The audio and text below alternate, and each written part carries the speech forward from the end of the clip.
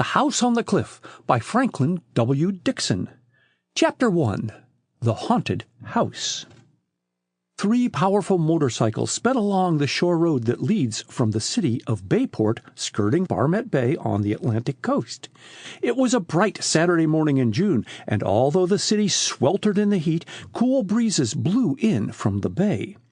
2 of the motorcycles carried an extra passenger. All of the cyclists were boys of about 15 and 16 years of age, and all 5 were students at the Bayport High School. They were enjoying their Saturday holiday by this outing, glad of the chance to get away from the torrid warmth of the city for a few hours. When the foremost motorcycle reached a place where the shore road formed a junction with another highway leading to the north, the rider brought his machine to a stop and waited for the others to draw alongside.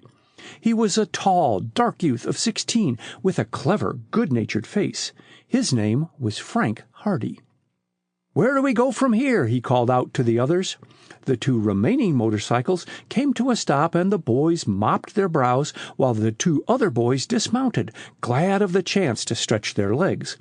One of the cyclists, a boy of 15, fair, with light curly hair, was Joe Hardy, a brother of Frank's, and the other lad was Chet Morton, a chum of the Hardy boys. The other youths were Jerry Gilroy and Biff Hooper, typical, healthy American lads of high school age. "You're the leader," said Joe to his brother. "We'll follow you. I'd rather have it settled. We've started out without any particular place to go. There's not much fun just riding around the countryside." "I don't care much where we go as long as we keep on going," said Jerry. "We get a breeze as long as we're traveling, but the minute we stop I begin to sweat." Chet Morton gazed along the shore road. "I'll tell you what we can do," he said suddenly. "Let's go and visit the haunted house." "Palooka's place?" "Sure. We've never been out there." "I've passed it," Frank said, "but I didn't go very close to the place, I'll tell you." Jerry Gilroy, who was a newcomer to Bayport, looked puzzled. "Where is Palooka's place?" "You can see it from here. Look," said Chet, taking him by the arm and bringing him over to the side of the road. "See where the shore road dips away out near the end of Barmet Bay? Do you see that cliff?" "Yes, there's a stone house at the top." "Well, that's Palooka's place." "Who is Palooka?" "Who was Palooka, you mean," interjected Frank. "He used to live there, but he was murdered." "And that's why the place is supposed to be haunted?" "Reason enough, isn't it?" said Biff Hooper. "I don't believe in ghosts, but I'll tell the world there are some funny stories going around about that house ever since Palooka was killed." "He must have been a very strange fellow anyway," commented Jerry, "to build a house in such a place as that." Indeed, the Palooka place had been built on an unusual site. High above the waters of the bay it stood, built close to the edge of a rocky and inhospitable cliff. It was some distance back from the road, and there was no other house within miles. The boys had traveled a little more than 3 miles since leaving Bayport, and the Palooka place was at least 5 miles away. It could hardly have been seen had it not been for its prominent position on top of the cliff, silhouetted clearly against the sky. "He was a strange fellow," Frank observed. "No one knew very much about him. He didn't welcome visitors. In fact, he always kept a couple of vicious dogs around the place, so nobody cared to hang around there if they weren't invited." "He was a miser," came from Joe Hardy. "He may have been. At least that was the theory. Everybody said Palooka had a lot of money, but after his death there wasn't a nickel found in the house." "Felix Palooka always said he wouldn't trust the banks," put in Biff Hooper. "But if he had any money, I don't know where he made it, for he didn't work at anything, and he mighty seldom came into the city." "Perhaps he inherited it," Jerry suggested. "Maybe he must have had money at some time to build that house. It's a great rambling stone place that must have cost thousands." "Is anybody living there now?" The others shook their heads. "No one has lived there since the murder, and I don't think anyone ever will," said Frank Hardy. "The house is too far out of the way, for one thing, and then the stories that have been going around." "Well, I won't say I believe any place is haunted, but the Palooka place is certainly strange. There have been queer lights seen there at night, on stormy nights particularly. And once a motorist had a breakdown near there, so he went up to the house for help. He didn't know anything about the history of the place. He got the scare of his life. What happened? He decided when he went into the front yard that the place was deserted, and he was just going to turn away when he saw an old man standing at one of the upper windows, looking at him. He called out, and the old man went away, and although the motorist hunted all through the house, he didn't find any trace of the old chap, so he left that place as quickly as he could. "I don't blame him," remarked Jerry, "but the house sounds interesting. I'm game to visit it." "So am I," declared the others. "Lead on," laughed Chet. "It'll be a brave ghost that will tackle the whole 5 of us." Jerry clambered on behind Chet, and Biff mounted Joe's motorcycle. The machines roared, and the little cavalcade started on its way down the shore road toward the house on the cliff. Instead of being an aimless trip, the outing had now assumed all of the aspects of an adventure. With the exception of Jerry, the boys had all passed by the Palooka place at one time or another, but none had ever ventured off the main road to explore the deserted place. The lane leading into the Palooka grounds, never kept in good repair even during the owner's lifetime, was now almost indiscernible and was overgrown with weeds and bushes. The house itself was hidden away from the roadway by trees. Most people gave the place a wide berth, whether they believed in ghosts or not, for the stories that had been told of the rambling stone building since the murder of Felix Palooka 2 years before were sufficient to indicate that there had been strange happenings in the old house. Whether or not they were of supernatural origin was a matter of debate. The murder of Felix Palooka had been particularly brutal. He was an old Italian, suspected, as Frank said, of being a miser. He was very eccentric in his ways, and most people considered that he was not quite sound mentally. Be that as it may, Bayport was shocked one morning to learn that the old man had been found dead in the kitchen of his house, his body riddled with bullets. The motive apparently was robbery, for although it was popularly believed that the old man possessed a great deal of money that he kept with him in the house, it was never found, in spite of the most diligent search. This was the gloomy history of the place the Hardy boys and their chums were now about to visit and explore. To add to the atmosphere of excitement that had possessed them from the moment the old house was mentioned, as they drew closer to the cliff, the sun retired behind a cloud, and the sky gradually became darker. Frank glanced up. Although the sky had been bright and clear when the party left Bayport, clouds had gathered in the east, and it was plain that a storm was gathering. "Looks as if we'll have to go into the Palooka place whether we want to or not," he called out to the others. "It's going to rain." In a little while they came to the lane that led to the haunted house. In spite of the fact that it was overgrown with weeds and bushes, the boys were able to drive down the faintly defined roadway until at last a rusty iron gate barred their progress. Frank, who was in the lead, got off his machine and kicked the gate open. The rusty chains clanked dismally as they fell from the staples. Then the party went on into the grounds. Under the lowering sky that heralded the approaching storm, the grounds of the Palooka place were far from inviting. Dank, tall grass grew beneath the unkempt trees, and thistles and weeds sprouted up in the very center of the roadway. A rising wind stirred among the branches of the trees, and the waving grasses rustled mournfully. "Creepy sort of place," muttered Jerry. "Wait till you see the house," Chet advised. None of them could restrain a slight shiver of apprehension when at last they came in view of the old stone building. It was framed in a mass of trees, bushes, and weeds that threatened to engulf it from all sides. Weeds obscured the front door. Bushes grew up level with the sills of the vacant downstairs windows. Trees on either side and beyond the house extended trailing branches down over the roof.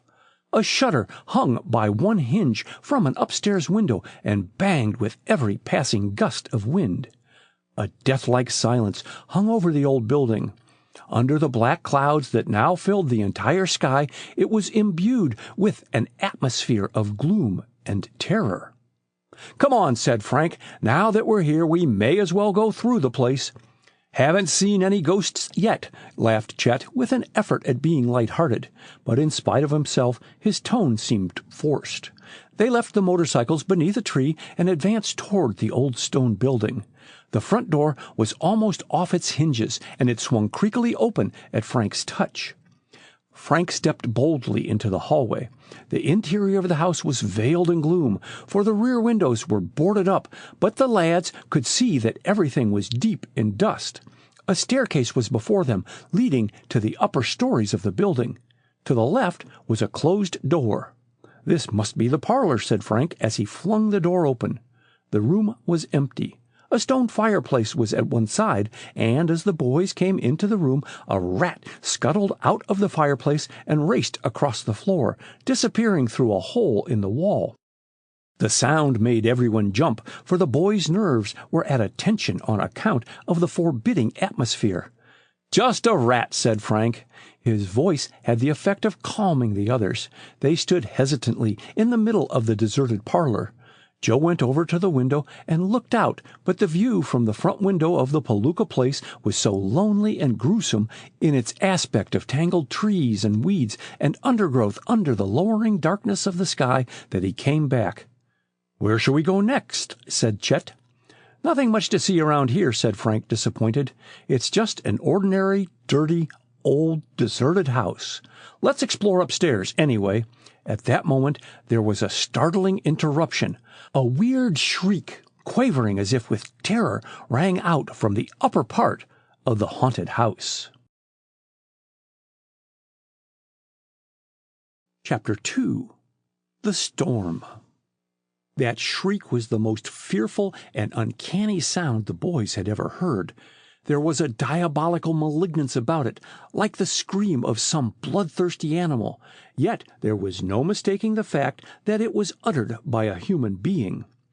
As the quavering notes died away, the bare walls of the old house flung back the echoes so that the shriek seemed to be repeated again and again, but on a smaller scale. The boys stared at one another, aghast. For a moment they were dumbfounded. Then Jerry muttered, "I'm getting out of here," and with that he started for the door. "Me too," declared Biff Hooper, and Chet Morton followed him as he rushed for the doorway. "What's the big idea?" asked Frank, standing his ground. "Let's stay and find what this is all about." Joe, seeing his brother remain where he was, made no move to follow the others, although it was plain that the weird shriek had unnerved him. "You can stay," flung back Jerry. "I'm not. This place is haunted, and I don't mean maybe." The three boys hastened through the doorway out into the hall and lost no time in regaining the front yard. Frank and Joe Hardy listened to their retreating footsteps. Frank shrugged his shoulders. "I guess it gave them a pretty bad scare," he said to his brother. "We may as well go with them." "I guess so," replied Joe, greatly relieved.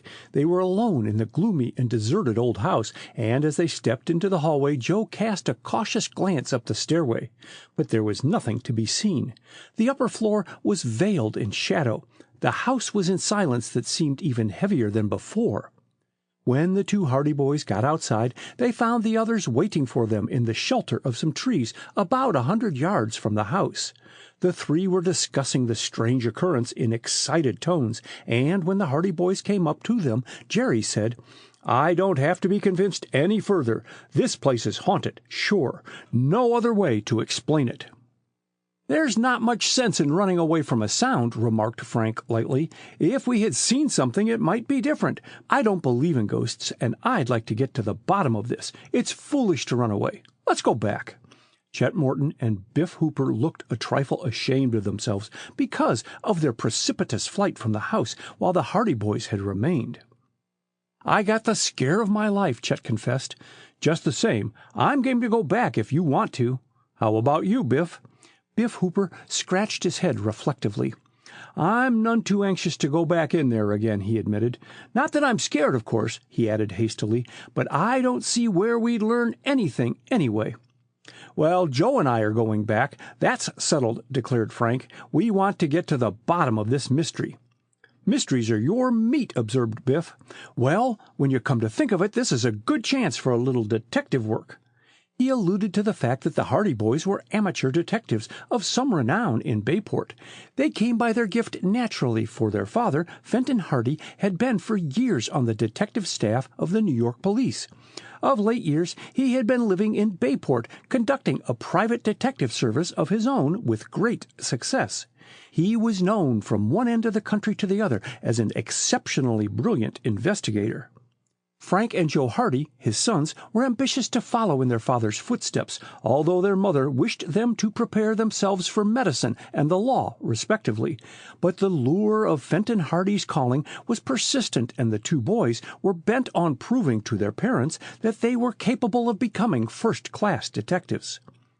They had given proof of this already by helping their father in a small way on a number of cases, but their first big success had been achieved when they solved the mystery of a jewel and bond robbery from Tower Mansion in Bayport. The story of this has been related in the first and preceding volume of this series, The Hardy Boys, The Tower Treasure, wherein was recounted how the Hardy boys solved the mystery of the robbery when the Bayport police and even Fenton Hardy himself were baffled. "I'd rather tackle a good mystery than eat," laughed Frank, "and here is one right to hand. Let's go back." Biff Hooper did not care to seem guilty of cowardice by staying behind while his companions returned to the house, and he was on the point of a reluctant consent when the matter was suddenly solved for them all by a downpour of rain. Storm clouds had been gathering in the sky for the past hour, and there had been dull rumblings of thunder. Now an uneasy wind stirred the branches of the trees and rustled dismally among the undergrowth. There was a spatter of raindrops, and then the storm broke in abrupt violence. Rain poured down in sheets. "The motorcycles!" cried Frank. Turning up their coat collars, the boys ran through the thick grass until they reached the place where their machines had been parked. "I saw an old shed near the house," called out Joe. "We can put the bikes under cover." There was an abandoned wagon shed near the rear of the house, and toward this refuge the boys trundled the heavy motorcycles. Although the shed was almost falling to pieces, the roof was still in fairly good condition, and the machines were safe from the downpour. "Come on," said Frank when the motorcycles had been placed under cover. "Let's go back into the house." He led the way, running across the open space from the shed, through the driving rain, and Joe followed. The others, after a moment of hesitation, came after them. The back door of the house was open, and the lads ran up the steps into the shelter of the building. They were in a room that had evidently been used as a kitchen, and although rain came in slanting streaks through the open windows, the glass of which had long since been shattered, they were at least sheltered from the downpour that had assumed redoubled violence. The rain drummed on the roof of the old house and poured from black skies on the nearby wagon shed. Thunder rolled and rumbled threateningly, and every once in a while a sheet of lightning tore a band of lurid light across the gloom. Chet took off his cap, which was drenched, and tried to dry it out. The others stood by the window, looking out at the terrific downpour. Then came the second shriek. It rang out suddenly at a time when none of the lads was talking, and it was a replica of the first, a quavering, long drawn-out yell that seemed to freeze the blood in their veins. No sooner had it died away than there came a terrific clap of thunder, and then the rain seemed to beat down on the roof of the old house in a frenzy. In the gloomy, dusty kitchen, the boys stared at one another. Frank broke the silence. "I'm going to find out about this," he declared firmly, striding over to the door that led to the interior of the house. "Me too," said Joe. Taking heart by the Hardy boys' example, the others crowded at their heels. Frank flung open the door and strode into the room beyond. It was a very gloomy chamber, for the one window was boarded up, but when their eyes became accustomed to the meager light, the boys saw that a door on the far side of the room led into a hallway. It was evidently not the hallway that they had already been in at the front of the house, but presumably one that led to a side door. "Nothing here," said Frank. "I'd like to find those stairs. That yell came from the upper part of the house." The boys made their way across the room. Outside they could hear the sweep of the rain and the steady rumblings of the thunder, for the storm was now at its height. Through the chinks of the boards over the window they could occasionally see the lurid glare of lightning. Suddenly there was a blast of wind that seemed to shake the entire house. A sharp, violent noise immediately behind them made every boy jump with surprise. They wheeled about. The door behind them had been blown shut. Biff Hooper, who was the nearest, grasped the knob and tried to open it. He wrenched and tugged at the door, but it remained obstinate. "We're locked in," he muttered. "We can't get out, all right," said Frank. "There must be a door in this side hall." He walked across the room and entered the hallway. At the same instant a maniacal howl rang through the old house. The hollow echoes magnified its volume. A flash of lightning illuminated the startled faces of the 5 boys. With one accord they rushed into the hallway. It was a narrow place, heavy with dust, and their feet thudded heavily on the moldy flooring. Crash! At the far end of the hall they had a glimpse of falling plaster that fell in a great heap to the floor. A dense cloud of dust arose and filled the narrow chamber. "Run for your lives!" yelled Frank. But no sooner were the words out of his mouth than there came a rippling, crackling sound from overhead. Immediately above them a large part of the ceiling, disturbed no doubt by the vibrations of their feet as they ran into the hall, had given way. A wide crack that showed in the plaster quickly became wider, and then, with a terrific roar, half the hall ceiling came tumbling down upon the lads. They were buried in dust and laths and plaster that came upon them in such an avalanche that they were thrown to the floor. The splintering of wood and ominous crackling that followed indicated that more of the ceiling was about to go, and then came a roar even louder than the first as another avalanche of debris rolled down upon them. Was the Palooka house falling in? Chapter 3. Empty Toolboxes. When he was knocked off his feet by the impact of falling debris, Frank Hardy crouched down, protecting his head as well as possible until the downfall was over. Although a great deal of rubbish descended, it was not heavy material, and when at last the rain of plaster and splintered laths had ceased, Frank knew that he was uninjured, although he was almost buried in the heap and half smothered by the thick dust that rose all about him. He managed to get to his feet, fighting his way clear of the rubbish, and the first sight that met his eyes was an arm sticking out of the debris nearby. He seized the outstretched hand and dragged the owner to safety, discovering that it was his brother, Joe. By this time the others were beginning to extricate themselves, and within a few minutes all 5 boys, covered with dust from head to foot, had scrambled out to the clear floor in the middle of the hall. No one was injured, although Joe and Jerry complained of bruises about the head and shoulders. "Let's get out of here," exclaimed Chet as soon as he could get his breath. "I'm not going to fool around this house any longer." He looked about him for some means of escape. "I don't think it's very healthy myself," Frank agreed. He saw a door at the side of the hall and going over tried to open it. But the door was locked fast, and although he kicked at it and shoved against the panels with all his strength, he was unable to budge it. "There's a window," declared Joe. "Let's break our way out."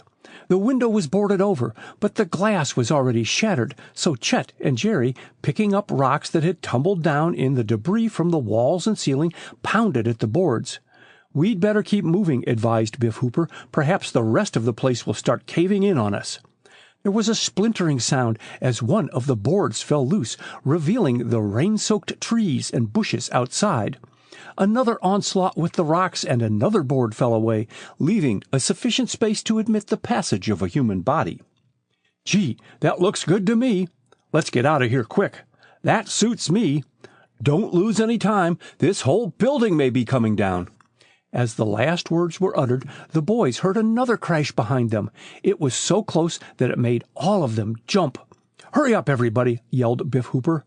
"Can't get out any too fast for me," returned Jerry. "You said it," muttered Chet. One by one, the boys scrambled up on the windowsill and squeezed their way out between the boards until at last all were standing outside the old house. The storm was still raging. Rain poured down in a drenching torrent. "Now let's get as far away from this place as we can travel," said Jerry. "Somebody is going to get killed if we stick around here much longer." He was pale with fright, and it was plain that the strange experiences of the past hour had completely unnerved him. "That's the way I feel about it," agreed Biff Hooper. "I'm not a bit comfortable around here. Let's beat it." "I'd like to find out what is wrong with the place," persisted Frank doggedly. "You couldn't drag me back in there with a team of horses," objected Chet. "Let's clear out. I've had enough of it." "Come on," urged Jerry. "There's no use going back. The whole place will cave in on us if we aren't careful. And anyway, there's something fishy about the house."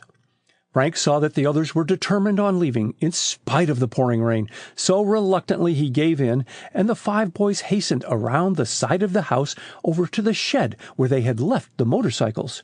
"We can at least stay in the shed until the rain goes over," he said.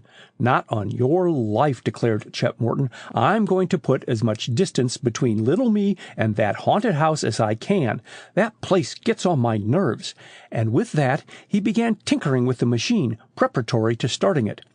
Frank and Joe decided that no good would be served by arguing the matter, so they prepared to leave with the others, although they privately resolved to return to the Palooka place at the earliest opportunity, to investigate the mystery of the house on the cliff more thoroughly. Jerry and Biff Hooper took their places, and in a few minutes the 3 motorcycles drove slowly out of the shed and across the yard toward the lane. It was then that they heard the laugh. From the haunted house came a harsh, mocking laugh that rang out in peals of derisive merriment. It continued for several seconds, and could be heard quite plainly even above the noise of the engines and the drumming of the rain on the roof. Then it stopped abruptly. The boys looked at one another. "Did you hear someone laugh?" asked Frank, unable to believe his ears. "You bet I did!" exclaimed Chet. "And that does settle it. I'm leaving here right away." "That was the most nerve-wracking laugh I ever heard in my life," declared Jerry. "Let's get out of here quick." "Somebody's playing a joke on us," Frank said angrily. "I'm going back." "Joke nothing. That place is haunted. Come on." And with a roar, Chet's motorcycle leaped forward as he headed down the lane toward the main road. Joe, after looking behind and motioning to his brother to stay with the party, followed him. Soon the 3 motorcycles were speeding down the lane. And from the haunted house came peal after peal of that same demoniacal laughter, as though mocking their flight. Then, as they rode on through the streaming rain and the haunted house was lost to sight among the wet and sodden trees, the laughter died away.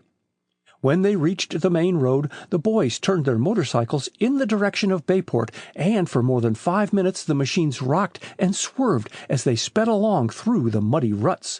The boys were soaked to the skin, and water dripped from the peaks of their caps into their eyes.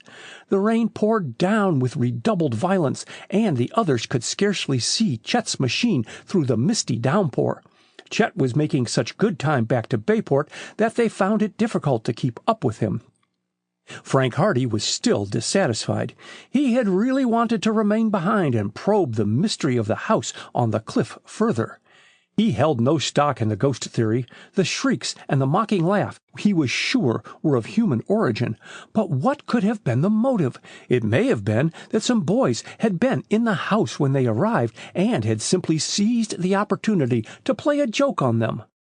"In that case," he muttered to himself, "the story will be all over the Bayport High School by Monday, and we'll be kidded within an inch of our lives for running away. We should have stayed behind." Something told him, however, that this was no ordinary schoolboy prank. The incident of the fallen ceiling had unnerved him slightly. It was only by good luck that none of them had been seriously hurt. Of course, it may have been entirely accidental, but it seemed to have happened at a strangely opportune time. Then the recollection of the shrieks and the mocking laugh came back to him again, and he shivered as he recalled the maniacal intensity of the tones. "If it was any fellow like ourselves, he was a mighty good actor," Frank said to himself.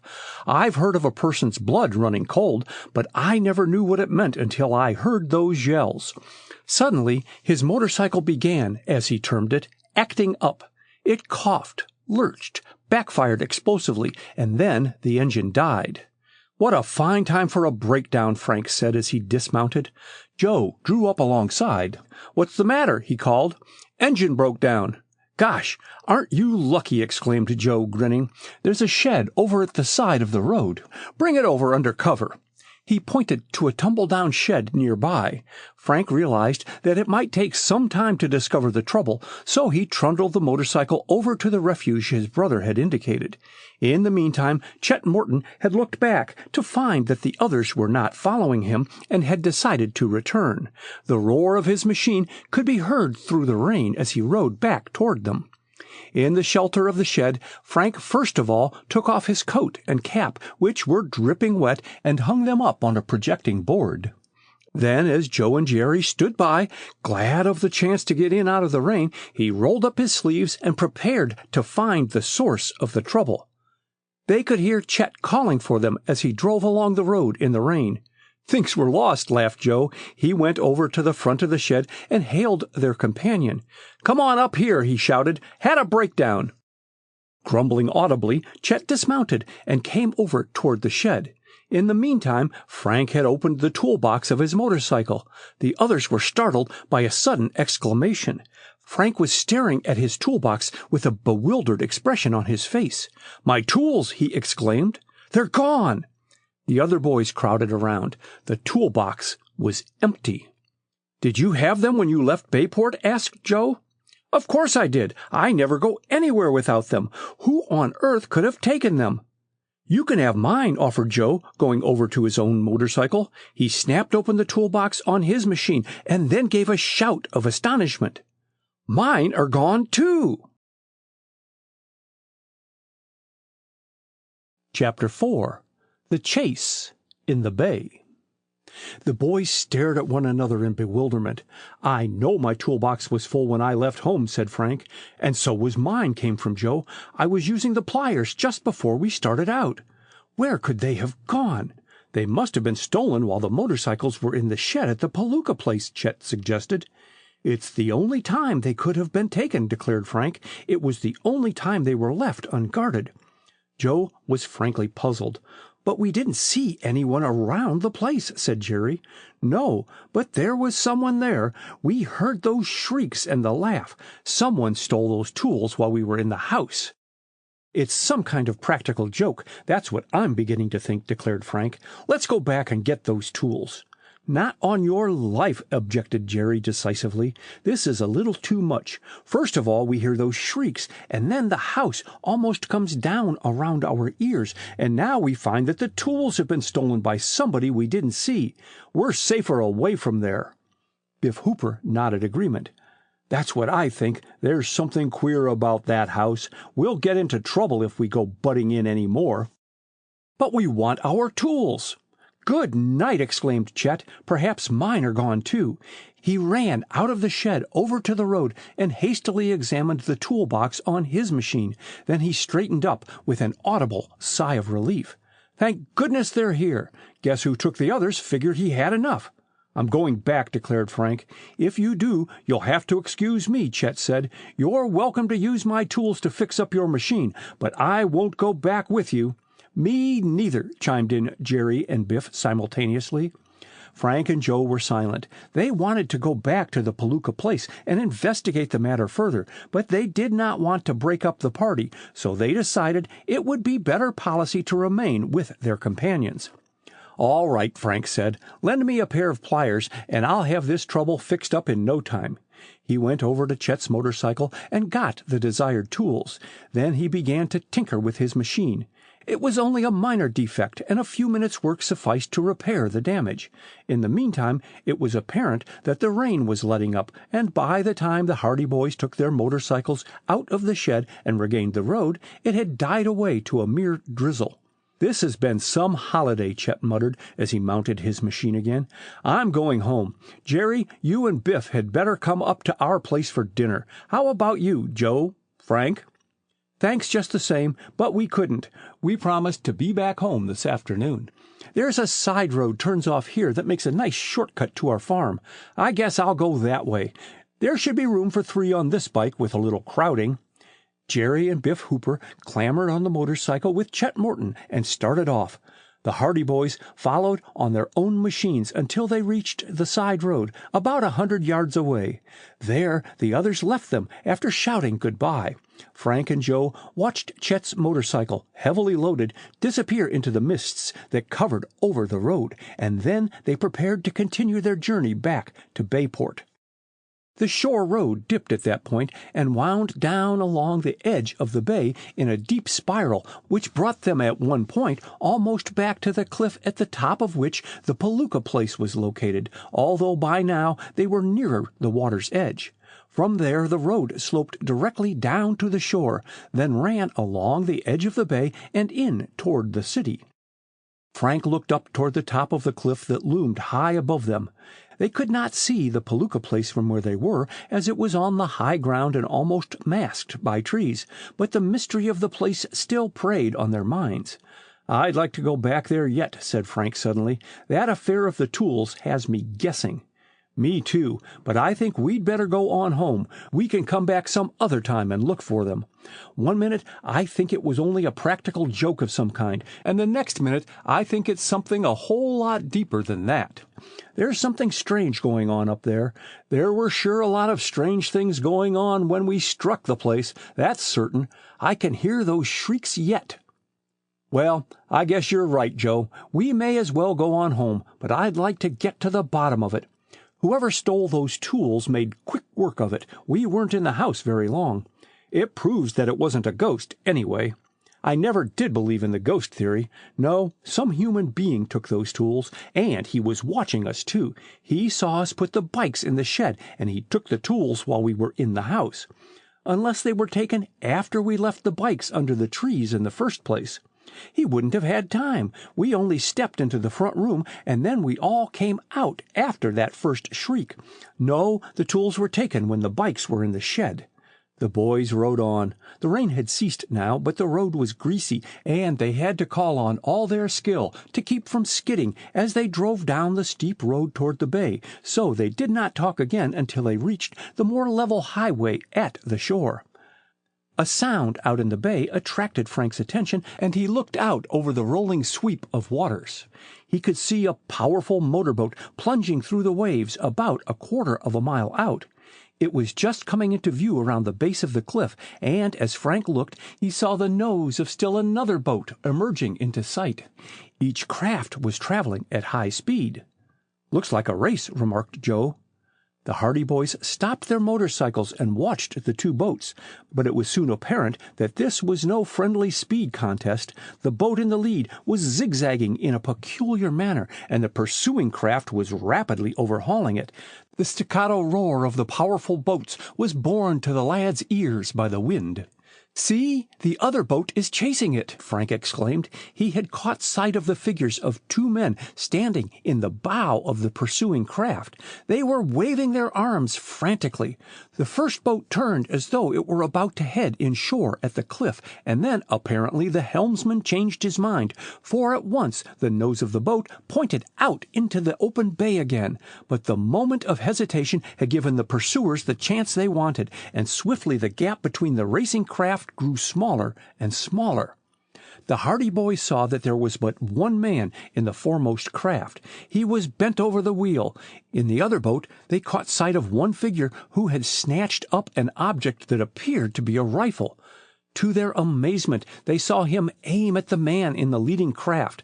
Then, across the water, they heard the sharp report. The lone figure in the first boat dropped out of sight.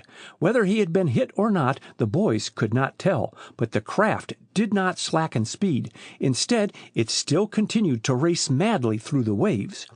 But the pursuers rapidly drew closer until at last the boats were running side by side. They were so close together that it appeared as if a collision were imminent. "The whole crowd of them will be killed if they aren't careful," muttered Frank. Then, just when it seemed that both boats must crash together, the pursuing craft, as though it had given up the chase, veered abruptly away and headed out toward the middle of the bay. The speed of the other boat decreased. The roar of its exhaust became intermittent. "Engine trouble," suggested Joe. But there was more than engine trouble. With startling violence, a sheet of flame leaped high into the air from the motorboat. There was a stunning explosion and a dense puff of smoke. Bits of wreckage were thrown high into the air, and in the midst of it all, the Hardy boys, horrified, saw the figure of the man they had noticed before as he was hurled into the water. The whole boat was swiftly ablaze. Hardly had the wreckage begun to fall back into the water with spasmodic patterings and splashes than the craft was in flames from bow to stern. "Look!" shouted Frank. "He's still alive!" The man of the boat had been killed by neither rifle shot nor the explosion. They could see him struggling in the water not far from the blazing craft. His head was a dark oval above the water, and he was slowly trying to swim ashore. "He'll never make it," gasped Joe. "We'll have to try and save him," answered his brother. Chapter 5. The Rescue. The Hardy boys knew that they had no time to lose. It was evident from the struggles of the man in the water that he was not an expert swimmer. So far he had not seen the boys, but they could hear him shouting for help, possibly thinking, however, that it was in vain, for it was a lonely part of the bay, and the nearest farmhouse, outside of the deserted Palooka place, was more than half a mile down the road. "Quick!" shouted Frank. "I see a rowboat up on the shore." His sharp eyes had discerned a small boat almost hidden in a little cove some distance away at the bottom of a steep declivity that was the beginning of the cliff. It could not be reached by going along the shore, and the boys saw that they would have to go along the high ground and then descend to it, for a huge rock that jutted out of the deep water cut the cove off from the more open part of the beach. They left their motorcycles on the side of the road and hurried back up the slope, then cut down across a narrow strip of weeds and grass until they came to the top of the declivity. They could still see the victim of the explosion struggling in the waves. The man had seized a piece of wreckage and was able to remain afloat, but the boys knew it was only a matter of time before his strength would give out. "Looks to be almost all in," remarked Frank. "I wonder if he's anybody we know," came from his brother. "It isn't likely." Frank reached out suddenly and caught hold of Joe's arm. "Look out there, or you might break a leg." "It certainly is mighty slippery," answered Joe as he managed to regain his footing. He had come close to going heels over head on the rocks. Slipping and scrambling, they made their way down the slope toward the little cove. Rocks went rolling and tumbling ahead of them. The distance was only a few yards, but the slope was steep, and a false step might result in broken bones. But they reached the bottom in safety, and there they came upon the rowboat. It was battered and old, but evidently still seaworthy. "Into the water with her," said Frank. They seized the boat, and the keel grated on the shingle as the little craft was launched. Swiftly they fixed the oars in the locks, and then they scrambled into their places. They began to row with strong, steady strokes out toward the man in the bay. He had seen them and was now shouting to them to hurry. "He'd be better off if he kept quiet," Joe said. "He's only wasting his strength." Evidently this thought occurred to the victim of the wreck, or else he was becoming weaker, for his cries died away, and the boys did not hear him again. Frank thought he may have gone beneath the waves, and he cast a quick look around, but the fellow was still in view, clinging desperately to his bit of wreckage. The motorboat in the background was still blazing fiercely. Flames were shooting high in the air, and the craft was plainly doomed. A great pillar of smoke was rolling into the sky from the burning boat. As for the other motorboat, Frank could hear the roar of its exhaust as it continued its flight out into the bay. For a while he could see its dim shape when he turned around once in a while, but then the fleeing boat disappeared into the mist and the gloom. The boys exerted all their strength, and the little rowboat fairly leaped over the waves. Both were good oarsmen, and it was not long before they had drawn close to the man in the water. But it looked as though they would be too late. When they were only a few yards away, Frank looked around to shout encouragement to the victim of the wreck. Even as he looked, he saw the man wearily give up his grasp on the piece of wreckage to which he had been clinging. Frank had a glimpse of the white face and the despairing eyes, and then the man sank slowly beneath the waves. "He's drowning, Joe!" shouted Frank as he bent over to his oar again. With a mighty effort, they brought the boat close by the place where the man had gone down. Frank leaped to the side of the boat and peered down into the depths. He began taking off his coat, preparatory to diving to the rescue. Then the fellow came to the surface again, gasping for breath, so weak that he could scarcely make a struggle. He emerged from the water right beside the boat, and Frank leaned over, grasping him by the hair. This sufficed to prevent the man from sinking for the second time, and Frank managed to get a grip on the collar of his coat. Then, with Joe helping and in imminent danger of upsetting the boat, he managed to drag the stranger to the side of the craft. The fellow was a dead weight, for he had lapsed into unconsciousness when Frank seized him, but somehow they contrived to get him into the boat, and there he lay, sprawled helplessly, more dead than alive. "We'd better get him to shelter someplace and revive him," said Joe. "We can't do much for him here." "How about that farmhouse down the bay?" "The very place. Where is it?" They finally located the farmhouse, a snug little building, back off the main road some distance down the bay. It meant considerable rowing, but there was a life at stake. The blazing motorboat nearby was a roaring mass of flames. Then it began to sink beneath the waves. There was a great hissing sound and a heavy cloud of steam as the craft sank lower and lower into the water. Its blazing embers blackened to the touch of the sea. Swiftly at last the boat disappeared. Its stern seemed to hesitate for a moment, and then it slid quickly down into the waves, and the only trace was a widening pool of oil and scattered wreckage on the surface of the water. But the Hardy boys were too busy to give more than a passing notice to the spectacle. Their immediate problem was to get the stranger under shelter. Frank decided that there was no necessity for first aid. The man had been conscious when he rose from the water the first time, so there could not have been much water in his lungs. He had simply given in to exhaustion and fatigue resulting from his long struggle in the waves. They headed the boat down the bay in a direct line with the little farmhouse, which they could see nestling among the trees. They had already spent much energy in rowing out to the rescue of the stranger, but they fell to the new task with a will. Rowing with machine-like precision, they felt the little boat respond to every effort, and it fairly leaped along. This time they had the wind and the waves with them, and they made good time. The man they had rescued lay face downward in the bottom of the boat. He was a slim, black-haired fellow. His clothes, which of course were soaked with water, were cheap and worn, the sleeves being frayed at the cuffs. They could not see his face, but they judged him to be young. He was still unconscious. Frank let Joe take his oar for a moment and crouched down beside the stranger. He turned the man over, and the limp form lolled about as helplessly as a bag of salt. As they had surmised, he was a young fellow, with sharp, clean-cut features. He wore a cheap shirt, open at the throat. Frank pressed his ear to the fellow's chest and listened for signs of life. Finally he straightened up with a mutter of satisfaction. "His heart's beating all right," he told Joe. "He's alive at any rate, just all in. He'll come to after a while."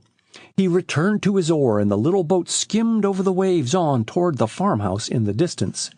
The boys rowed until the muscles of their arms were aching, but at last they drew near the shore, and finally the pebbles grated underneath the keel. Frank leaped out and dragged the boat part way up on the beach. Then between them they carried the unconscious man up the rocky shore toward the farmhouse.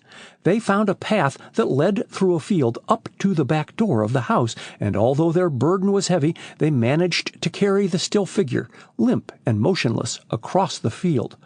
A gaunt, kindly-faced woman came hurrying out of the house at their approach, and from the orchard nearby came a man in overalls.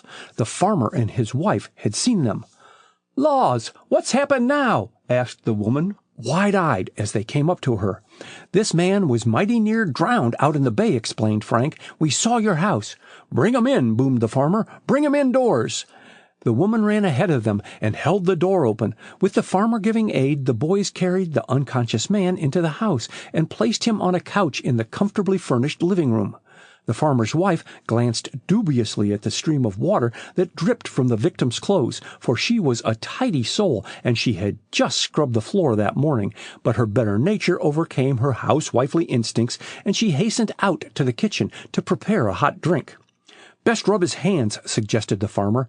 He was a burly man with a black beard. "It'll bring the blood back to his cheeks.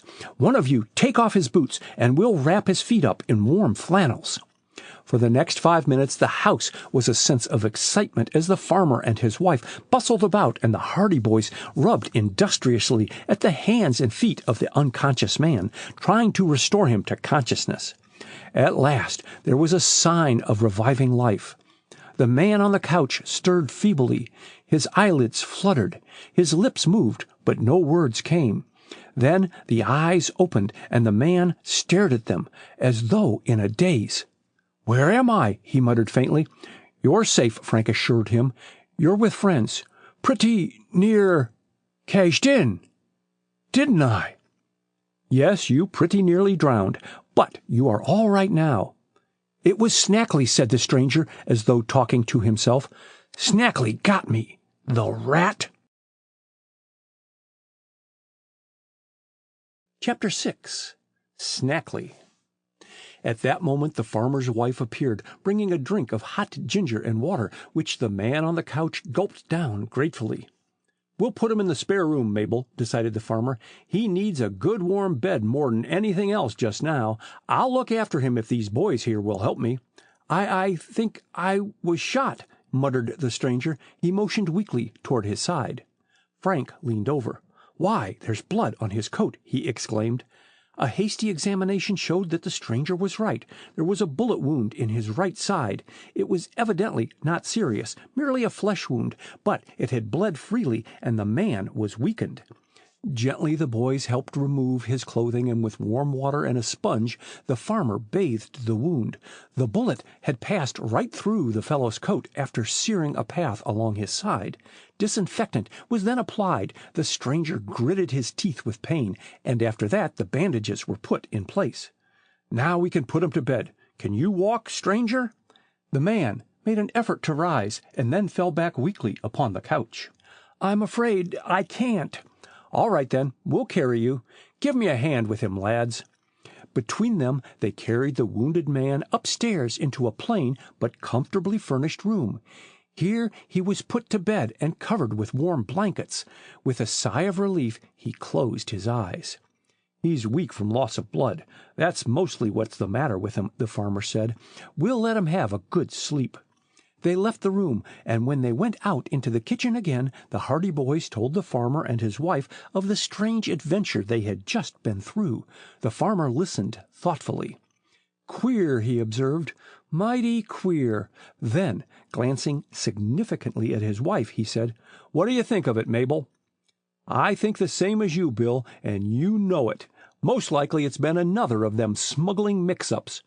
The farmer nodded. "I've an idea it's something like that." "Smuggling!" exclaimed Frank. "Sure, there's quite a bit of smuggling goes on around Barmet Bay, you know. Leastways there has been in the past few months. That's been my suspicions anyway. I've seen too many motorboats out in the bay of late, and I've heard too many of them prowling around at night. If it's not smuggling, it's some other kind of unlawful business." "Do you think this fellow may have been shot in some kind of smuggler's quarrel?" The farmer shrugged. Maybe. I ain't saying nothing. It ain't safe to say anything when you don't know for certain, but I wouldn't be a mite surprised." Mr. and Mrs. Kane, as they introduced themselves, were just about to have dinner, and they invited the Hardy boys to stay. This the lads were glad to do, as they were very tired by their exertions of the morning and were already feeling the pangs of hunger. They sat down to a simple but ample meal, typical farm fare of roast beef and baked pork and beans, with creamy mashed potatoes, topped off with a rich lemon pie, frothy with meringue, and fragrant coffee. During the meal they discussed the strange affair of the bay. The Hardy boys did not mention their experiences at the Palooka place, for they had learned that one of the chief requisites of a good detective is to keep his ears open and his mouth shut, and to hear more than he tells. At that, one mystery was enough for one dinner. "I'd like to find out more about this affair," said Frank, when the meal was concluded and Mr. Kane sat back luxuriously in his chair and puffed at his pipe. "Perhaps that fellow is awake now." Wouldn't do any harm to see. You might ask him some questions. I'm just as curious about it as you are yourself." They went upstairs. The stranger was sleeping when they looked into the room, but the slight noise they made awakened him, and he gazed at them dully. "Feeling better?" Joe asked. "Oh, yes," replied the stranger weakly. "I must have lost a lot of blood, though." "That was when they shot at you, just before the boat blew up," said Frank. The man in the bed nodded, but said nothing. "What's your name, stranger?" asked Mr. Kane bluntly. The man in the bed hesitated a moment.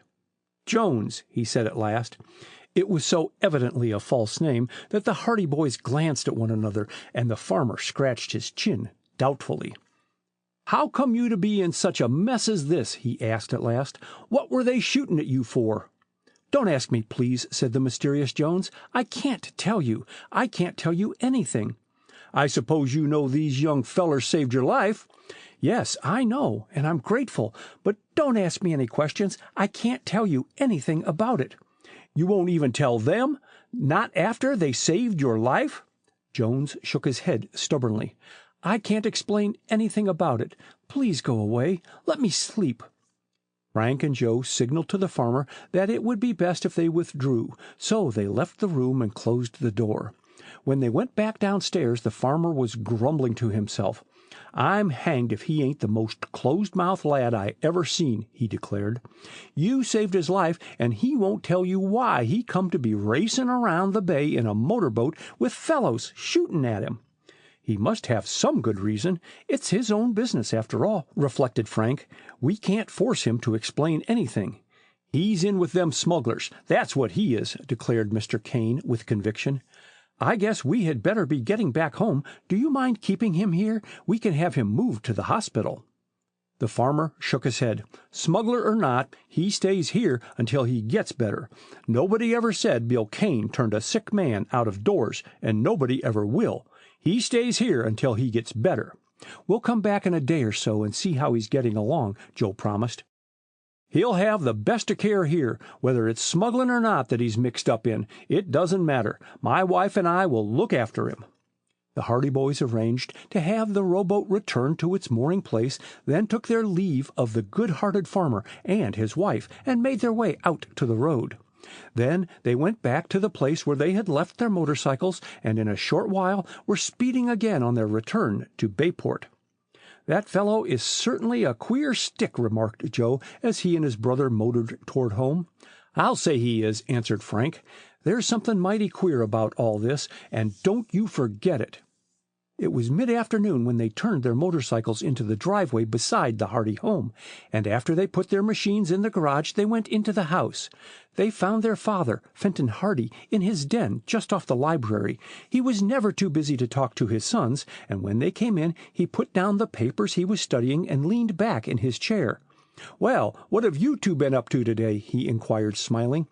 "We've had a real adventure this time, Dad," Frank told him. "We were out to the old Palooka place with some of the fellows."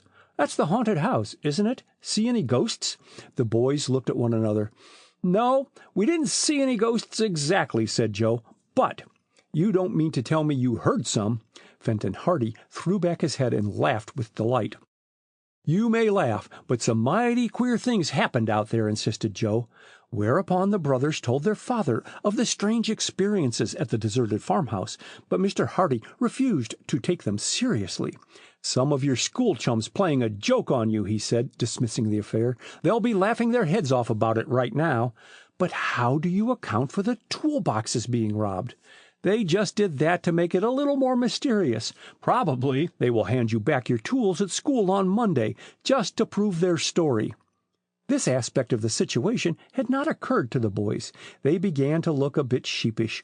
If it had been the work of practical jokers, it was only natural that they would seek something definite whereby to prove the fact that they had been at the farmhouse. "Gosh, we'll never hear the end of it if that's the case," sighed Joe. "Oh, well, we'll just have to take it in good part. But we didn't tell you about what happened on the way home. Tell him about it, Frank." "Another adventure?" "A real one. No practical joke about this." Frank thereupon told their father about the two motorboats in Barmet Bay, about the chase and the resulting explosion. He modestly underestimated their own part in the rescue of the victim of the wreck, but Fenton Hardy nodded his head in satisfaction as the story went on. "Good work! Good work," he muttered. "You've saved the fellow's life, anyway, and it looks as though you've stumbled on a mysterious bit of business in that motorboat chase. What did the man say his name was?" "Jones," answered Frank doubtfully. Fenton Hardy raised his eyebrows. "Of course, there are lots of Joneses in the world. It might be his real name, but more than likely it isn't. Would he tell you anything about the reason for the chase? Did you question him?" "He wouldn't tell us anything at all. We made a few inquiries, but he said he couldn't explain." "Still more mysterious," reflected the detective. "Do you think he will talk when he gets better?" "I'm afraid not. He seemed quite determined not to tell us anything about himself or about the men who were chasing him." "Don't you remember, Frank," exclaimed Joe, "when we brought him into the house just as he became conscious again? What was it he said?" "Oh, yes, I'd forgotten. He said, 'Snackley got me, the rat,' whatever that means." "Snackley!" exclaimed Fenton Hardy, starting up. "Are you sure he said Snackley? Are you sure that was the name?" "I'm certain. Aren't you, Joe?" "Yes, that was the name, all right." "Well, that does give us something to work on," the detective said. "Probably you have never heard of Snackley, but I have." "Who is he?" asked Frank. "Ganny Snackley is a noted criminal. He is a smuggler, one of the leaders of a ring of smugglers who bring in opium and other drugs from the Orient. It is possible that he is bringing drugs into the country at Barmet Bay." Chapter 7. Bound and Gagged. The Hardy boys were astonished by this information. Their father, tapping a pencil quickly on the desk, leaned forward in his chair. "You may have stumbled on some information of great value," he said to them quietly. "I need hardly tell you that it is best to keep it to yourself. If Ganny Snackley is operating in this vicinity, it will be a great feather in our cap to catch him." "It's an unusual name," remarked Frank. "I'll bet that's the Snackley our man meant, all right." "And the farmer said there was smuggling going on in the bay," Joe pointed out. "Of course, there's always been more or less smuggling carried on in Barmet Bay, but it's been on a small scale. Ganny Snackley and his gang are international smugglers. The last I heard of him, he was operating up on the New England coast, but probably things grew too hot for him, and he moved down here. He seems to have dropped completely out of sight for the past 6 months or so. Perhaps this man Jones at the farmhouse will talk later." "I'm going out there to interview him," said Fenton Hardy. "I'll wait a few days until he's feeling better. Of course, the matter is one for the United States authorities, and as I haven't been assigned to the case, I can't do very much. But perhaps I'll get some information I can use at some other time. Joe and I will go out tomorrow to see how he is getting along. Do so, but don't ask any questions. Don't let him think you are suspicious of him.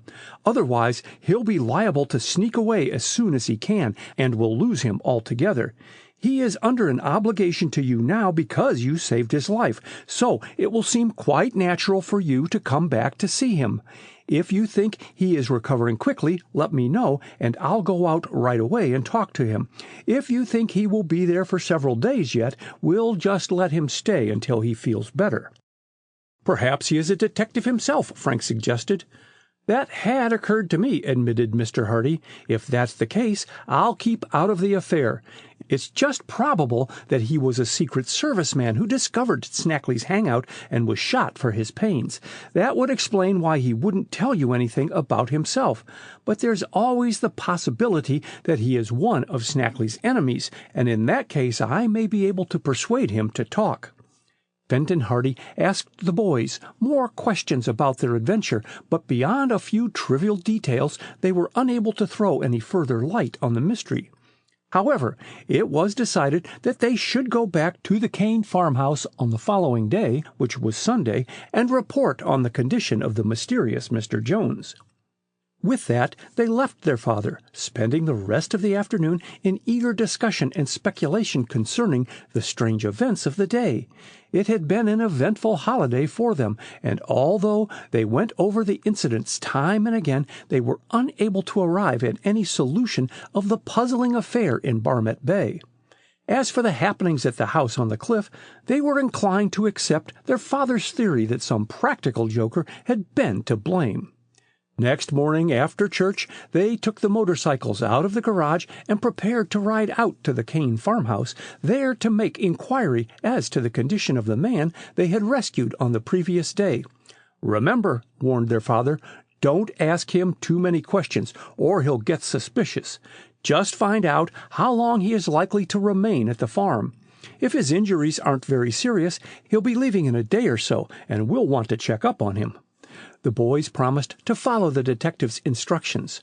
Unlike the day previous, this Sunday was clear and bright, and the rain of the afternoon before had laid the dust so that they enjoyed their journey along the shore road. "It would be a bad joke on us if Mr. Jones left before we got there," remarked Joe. "I don't think he will. That wound in his side was enough to keep him laid up for a few days, and anyway, he lost so much blood yesterday that it would take him a while to get back his strength." "I hope he isn't a detective." "Why? It would be great if we could get a chance to do some work on this case ourselves. If Ganny Snackley is in the neighborhood and the government detectives don't know of it, we would help Dad land him." "It would be a great chance," admitted Frank, "but I think we'll find our friend Jones is a detective. That is, if we ever find out anything definite about him.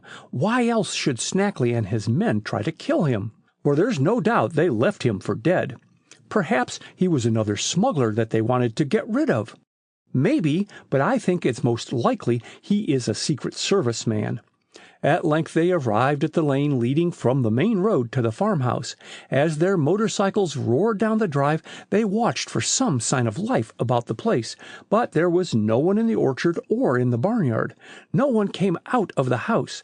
The place appeared to be deserted, and although it was a warm day, the doors were closed. "This is queer," remarked Frank as they brought their motorcycles to a stop and left them in the shade of a large tree near the back of the house. "Mr. and Mrs. Kane couldn't have gone away and left Jones there alone, could they?" The boys went up to the door and rapped. There was no answer. "Try the front door," Joe suggested. After a number of futile efforts, they went to the front door of the farmhouse, but here, although they banged on the panels, there was likewise no response. "They must have gone out," said Joe. "But what about Jones? They wouldn't leave him here alone. I can't understand this." They went to the back door and rapped again and again. Still no answer. Frank tried the doorknob and found out that the door swung open. "They didn't lock the place up anyway," he said. "Let's go in. If Jones is upstairs, we'll go up and see him. Mr. Kane won't mind. Probably they didn't expect callers today." They went into the kitchen, and here they were surprised by the scene of disorder that greeted their gaze. The previous day they had been impressed by the neatness of the room, for Mrs. Kane was evidently the soul of tidiness. Now the kitchen looked as though an earthquake had shaken it. Pots and pans were strewn about the floor. The table had been overturned. A chair lay upside down in a corner. A few cups and saucers lay in shattered bits beside the stove. The wood box had been upset, and the wood was scattered about. One window curtain had been partly torn from its fastenings. "What on earth has happened here?" Frank exclaimed in profound astonishment. "Looks as if a cyclone came through." "There's something queer about this. There's been a fight or a struggle of some kind here. Let's see what the rest of the house looks like." The Hardy boys rushed into the next room. There, an unexpected sight met their eyes. Mr. and Mrs. Kane were seated in chairs in the middle of the room. They were unable to move, unable to speak, scarcely able to make a struggle. The farmer and his wife were bound and gagged, tied to their chairs. Chapter 8. The Stolen Witness. Swiftly the Hardy boys rushed over to Mr. and Mrs. Kane and began to release them.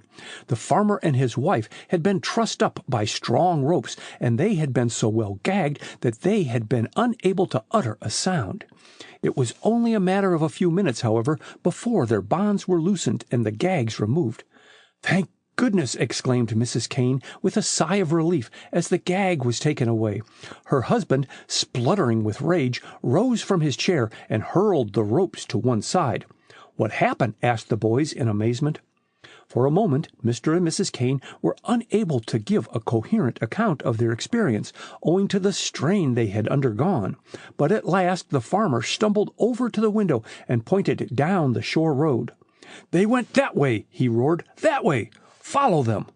"Who?" "The rascals that tied us up. They took Jones away with them." "Kidnapped him?" "Yes, kidnapped him. There were 4 of them. They broke in here and tied up my wife and me. Then they went upstairs and carried Jones away with them. They dumped him into an automobile and made a getaway." 4 men? 4 of the ugliest-looking scoundrels you ever laid eyes on. "How long ago?" asked Frank quickly. "They didn't leave 10 minutes ago. If you had been here just a few minutes earlier, you would have met the whole crowd of them." The farmer was angry and excited. "But there's time yet. You can catch 'em. They went down the shore road." "Come on, Joe," shouted Frank. "Let's chase 'em. They've kidnapped Jones." Joe needed no urging. The Hardy boys left the farmer and his wife rubbing their chafed wrists and ankles and hastened out of the house over to their motorcycles. Within a few seconds, the staccato roar of the powerful machines broke out on the still air, and then they went rocking and swaying down the lane out on to the shore road. "Some high-handed proceeding, I'll say," yelled Frank, to make himself heard over the roaring of the motorcycles. "Those rascals ought to be in prison," returned his brother. The boys followed in the direction the farmer had indicated. Frank then recollected that just before they had turned in toward the Kane farm, he had seen a cloud of dust down the main road, evidently caused by a speeding automobile. But he had thought nothing of it at the time, for traffic along the shore highway occasioned no comment, especially on Sunday. "If we had only been a little earlier," he groaned. "We'll catch up to them. They haven't much of a start. Maybe we can follow them to some town and have the whole gang arrested." The motorcycles roared along at top speed. Both the Hardy boys were skillful drivers, and for a while Frank was able to follow the course of the car they were pursuing by watching the fresh tread mark in the dust. But when the road came to a place where it intersected with the road leading up to the Morton farm, the tread mark became lost, as evidently another car had turned out of the side road in the meantime and obliterated the fresh tread here and there. They passed the lane that led into the Palooka place and continued on down the shore road until they came to a hilltop that commanded a view of a wide stretch of country. Here they could see the road winding and dipping for a distance of more than a mile until it was lost to sight in a grove of trees, but there was no sign of the automobile they were seeking. "They've given us the slip, I guess," said Frank, as he brought his motorcycle to a stop. "They had a good start, and they weren't letting the grass grow under their feet either. Think we should keep on?" "There's not much use. We'd better go back to the farmhouse and hear what Mr. and Mrs. Kane have to say about this." They turned their motorcycles about and headed back toward the farm. On the way, they discussed the mysterious kidnapping. "Evidently, those men in the other motorboat saw us rescue Jones, or else they heard that he had been taken to the farmhouse," remarked Joe. "They must be desperate characters." "I wonder what will happen to poor Jones now," said Frank gravely. "They tried to kill him in the first place. This time—" "Do you think they'll murder him?" "It looks like that. They didn't show him any mercy out in the bay. They left him for dead that time. Now they'll make sure of it." Joe shuddered. "If they were going to kill him, they hardly had to go to all that bother of kidnapping him," he pointed out. "Perhaps they just wanted to keep him out of the way. Perhaps they were afraid he would tell about their chasing him and setting fire to his motorboat. They were mighty anxious to get their hands on him when they would come to the house in broad daylight and tie up Mr. and Mrs. Kane. Gee, it's lucky we came along when we did. They might have been left there for hours without being able to get loose." When they got back to the farmhouse, they found that the farmer and his wife had somewhat recovered from their harrowing experience, although they were still unnerved. Mrs. Kane, ever the true housewife, was already beginning to tidy up the kitchen and living room, for the intruders had upset everything in the struggle. "We lost 'em," said Frank. Kane nodded. "I didn't think you'd catch them," he said. "They left here in too much of a hurry. But I hoped you would. They had a big, high-powered car, and they didn't waste any time getting away." "There were 4 of them, you said?" "4. Ugly villains." "What did they look like?" "I didn't get much of a chance to see. It all happened too quick. One of them came to the door. He was a tall chap with a thin face, and asked if I was looking after a man who almost drowned yesterday. I said that I was, so he told me he had come to take him away, that he was a brother of the fellow. I got kind of suspicious and asked him his name, but in the meantime I had stepped outside the door, and before I knew it, someone jumped at me from behind. I put up a fight as best I could, but the others came at me from around the corner of the house where they had been hiding, and before I knew it I was tied up. Then they tied up my wife and left us in the living room while they went upstairs." "Did Jones put up a fight when they took him away?" "He tried to. He hollered for help, but of course I couldn't do nothing, and he was too weak to fight much himself. They carried him downstairs and put him in the automobile. Then they drove away."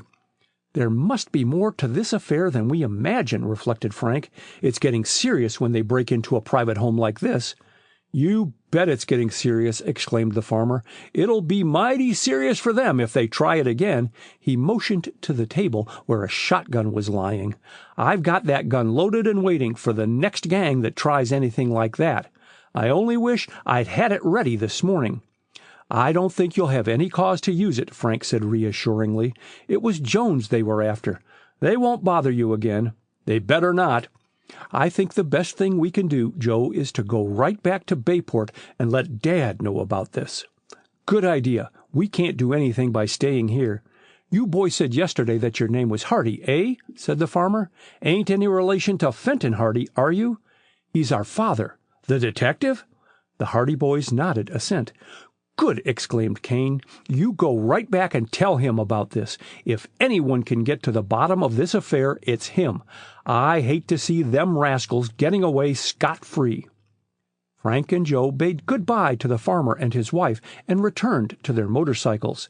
They promised to call again at the Kane farm as soon as they had any further information, and Mr. Kane, in turn, gave his promise to notify them if there were any further trace of the kidnappers or the mysterious Jones. When they returned to Bayport, the boys lost no time in reaching home. Fenton Hardy was enjoying one of his rare afternoons of leisure in reading, but he put his book aside when the boys rushed into the library. "Did Mr. Jones talk?" he asked quickly, seeing by their expressions that something unusual had happened. "We didn't have a chance to see him," exclaimed Joe. "What's the matter? Did he clear out?" "He was kidnapped." "Kidnapped?" "4 men broke into the farmhouse and took him away," said Frank hurriedly. Then he proceeded to tell the story of the strange events of the morning at the Kane farm, prompted occasionally by Joe. Mr. Hardy was deeply interested. "There's only one theory I can think of," he said at last. "This Jones, or whatever his name is, must have belonged to a gang and either squealed on them or threatened to do so. They tried to get rid of him and he escaped in the motorboat, but they thought they had finished him in the explosion. Then they found out that you had rescued him, so they went to the farmhouse and took him away before he had a chance to talk."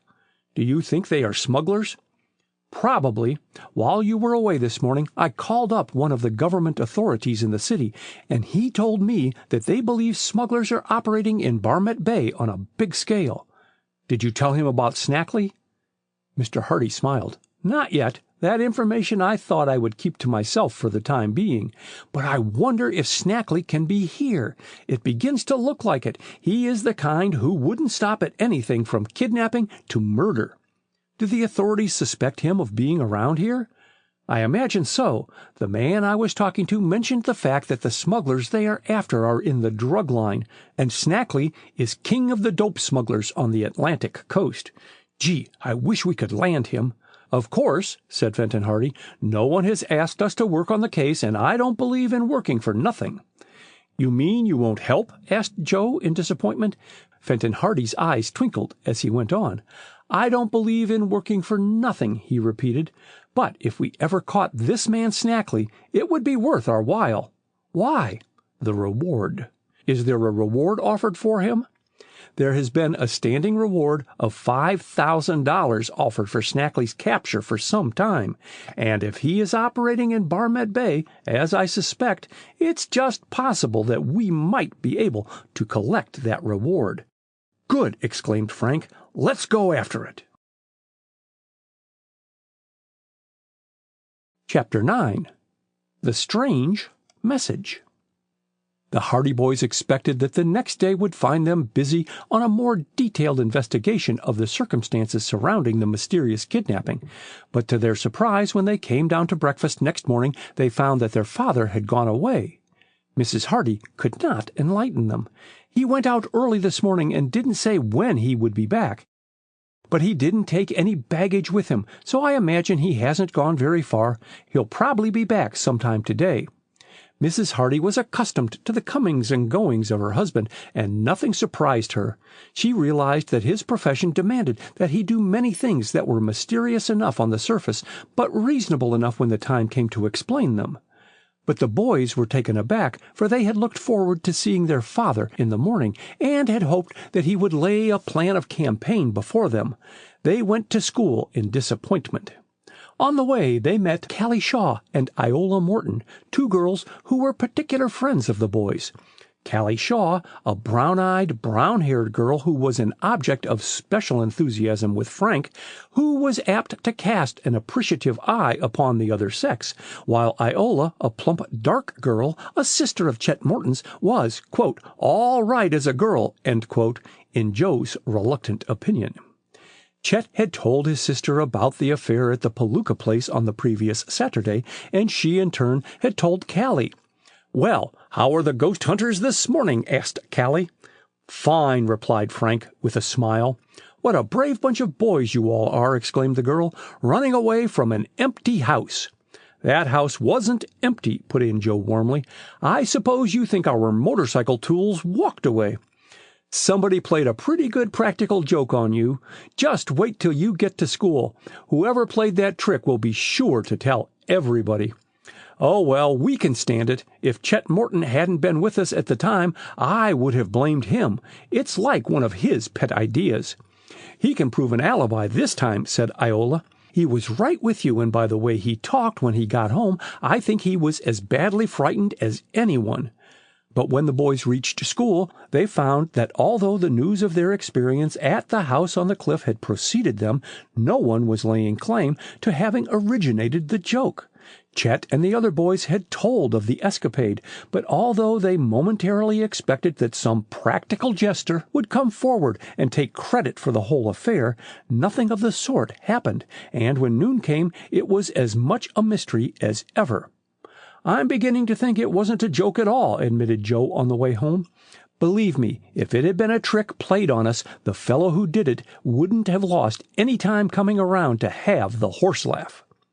It was a little too well done to be a joke. I think someone started this ghost rumor just to keep people away from the Palooka place. If everybody gets the same reception we got, I don't blame 'em for staying away. What with weird yells and shrieks, with walls falling in and toolboxes being robbed, it's a mighty active ghost they have on the job." "I wonder, could it have anything to do with the smugglers, Joe?" The Hardy boys looked at one another. "There's a thought," exclaimed Joe. "We had two mighty strange things happen to us on the same day. Perhaps they have something to do with each other. It might be only a coincidence, but when you come to think of it, that house on the cliff would be a mighty handy hangout for smugglers if they could keep strangers away, and what better way than by starting a story that the place is haunted? Gosh, I never thought of that. I wonder what Dad thinks of it. Perhaps he's at home now. We'll mention it to him." But when they returned home for lunch, they found that Fenton Hardy had not come back. Neither was he at home when school closed for the day, and when the Hardy boys went to bed that night, there had not been the slightest word from their father, nor any indication of where he had gone. In spite of the fact that they were accustomed to these sudden absences, the lads felt vaguely uneasy. "I don't know why," said Frank next morning, "but I have a sort of feeling that everything isn't all right." "I've been feeling that way myself. Of course, Dad has often gone away from home like this without telling where he was going, and he has always turned up all right. But this time, well, we'll just have to wait and see. He knows his own business best, and it's 10 chances to 1 we're worrying over nothing. But I have a sort of a hunch there's a nigger in the woodpile." Mrs. Hardy, however, was not alarmed. "Oh, he'll walk into the house when we're least expecting him," she laughed reassuringly. "You boys are just anxious to get to work on the Snackley case. Perhaps that's what he's working on now. He'll probably come back with a lot of information." "We'd rather he'd let us in on that," returned Joe. "And keep you out of school? Oh, no, he doesn't mind letting you do detective work as long as it's in your spare time." So the Hardy boys had to make the best of it. They concealed their impatience during the rest of the week, doing their school work faithfully. The following week was the start of vacation, and the lads were deep in examinations for several days, so that they had not much time to think of detective activities. But on Friday afternoon, the mystery of their father's absence took a strange turn. They came back from school to find their mother sitting in the living room, carefully examining a note that she had evidently just received. "Come here, boys," she said as they came into the room. "I want you to look at this and tell me what you think of it." She handed the note over to Frank. "What is it?" he asked quickly. "Word from Dad?" "It's supposed to be." The Hardy boys read the note. It was written in pencil on a torn sheet of paper, and the handwriting seemed to be that of Fenton Hardy. The note read, "I won't be home for several days. Don't worry." It was signed by the detective. That was all. There was nothing to indicate where he was, nothing to show when the note had been written. "When did you get this?" asked Frank. "It came in the afternoon mail. It was addressed to me, and the envelope had a Bayport postmark." "What is there to worry about?" Joe asked. "It is better than not hearing from him at all." "But I'm not sure that it's from him." "Why?" "Your father has an arrangement with me that he would always put a secret sign beneath his signature any time he had occasion to write to me like this. He was always afraid of people forging his name to letters and notes like this and perhaps getting papers or information that they shouldn't. So we arranged this sign that he would always put beneath his name." Frank snatched up the note again. "And there's no sign here, just his signature." "It may be his signature. If it isn't, it is a very good forgery, and it may be that he forgot to put in the secret sign, although it isn't like him to do that." Mrs. Hardy was plainly worried. "If he didn't write it, then who did?" asked Joe. "Your father has many enemies. There are relatives of criminals whom he has had arrested, and there are criminals who have served their terms and have been released. If there has been foul play, the note might be meant to keep us from being suspicious and delay any search." "Foul play!" exclaimed Frank. "You don't think something has happened to Dad?" he added, his face showing his alarm. "The fact that he didn't put the secret sign underneath his name makes me anxious. What other object could anyone have in sending us a note like that, if not to keep us from starting a search for him?" "Well, whether he wrote the note or not, we will start a search for him," declared Frank firmly. "He merely said not to worry about him. He didn't order us not to look for him. If he really did write the note, he can't say we were disobeying instructions. And then the absence of the secret sign makes it all different." "I'll say we'll look for him," cried Joe. "Vacation starts next week, and we'll have plenty of time to hunt for him." "Wait until then, at any rate," Mrs. Hardy advised. "Perhaps he will return in the meantime." But as she glanced at the note again, and once more regarded the signature, strangely lacking its secret sign, her forebodings that Fenton Hardy had met with foul play increased. Chapter 10. The Vain Search. Fenton Hardy was still missing when the summer vacation began. There had been no word from him. Never in all his years of detective work had he vanished from home so completely and for such a length of time. He was an intensely considerate man, and his first thought was always for his wife and boys. Occasionally it was necessary for him to leave home suddenly on trips that would keep him away for some length of time. Sometimes it seemed wiser to keep the knowledge of his whereabouts to himself, but he always managed to communicate with Mrs. Hardy to assure her of his safety. But this time, with the exception of the dubious note, there had been no such assurance. From the moment he had left the house on the morning after the kidnapping at the Kane farmhouse, he had vanished as utterly as though the earth had swallowed him up. The Hardy boys questioned many people in and around Bayport, but no one recollected having seen their father on the day in question. At the railway station they ascertained the fact that the detective had not bought a train ticket that day or any day since. The agent admitted it was barely possible that Fenton Hardy might have taken a train and paid his fare on board, but said it was not likely. Inquiries at the steamboat office brought a similar response. The detective had not been seen. None of the local police officers remembered having seen Mr. Hardy that morning. The detective was a well-known figure in Bayport, and it seemed strange that no one had seen him about the streets of the city, in spite of the fact that he had left home at an early hour. The boys questioned everyone who was likely to have seen him, even to the milkmen who might have been on their routes at that time, but the further they pursued their inquiries, the deeper the mystery became. One of the boys greatly interested in the disappearance of Mr. Hardy was Perry Robinson. Perry was the son of Henry Robinson, who had once gotten into difficulties over the disappearance of some valuables as related in The Tower Treasure. All of the Hardys had done much for the Robinson family, and the Robinsons were correspondingly grateful. "I saw your dad on the street one day, boys," said Perry. "He waved his hand to me." "When was that?" demanded Frank quickly. "Oh, a day or two before you say he disappeared. Gee, fellows, I wish I could help you," went on Perry. "Well, keep your eyes open, and if you learn anything, let us know," said Joe, and to this Perry readily agreed.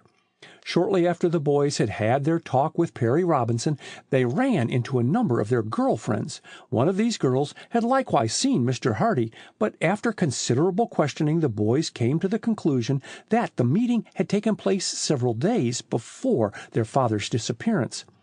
"Oh, I'm so sorry this happened," said one of the girls, and the others nodded in sympathy.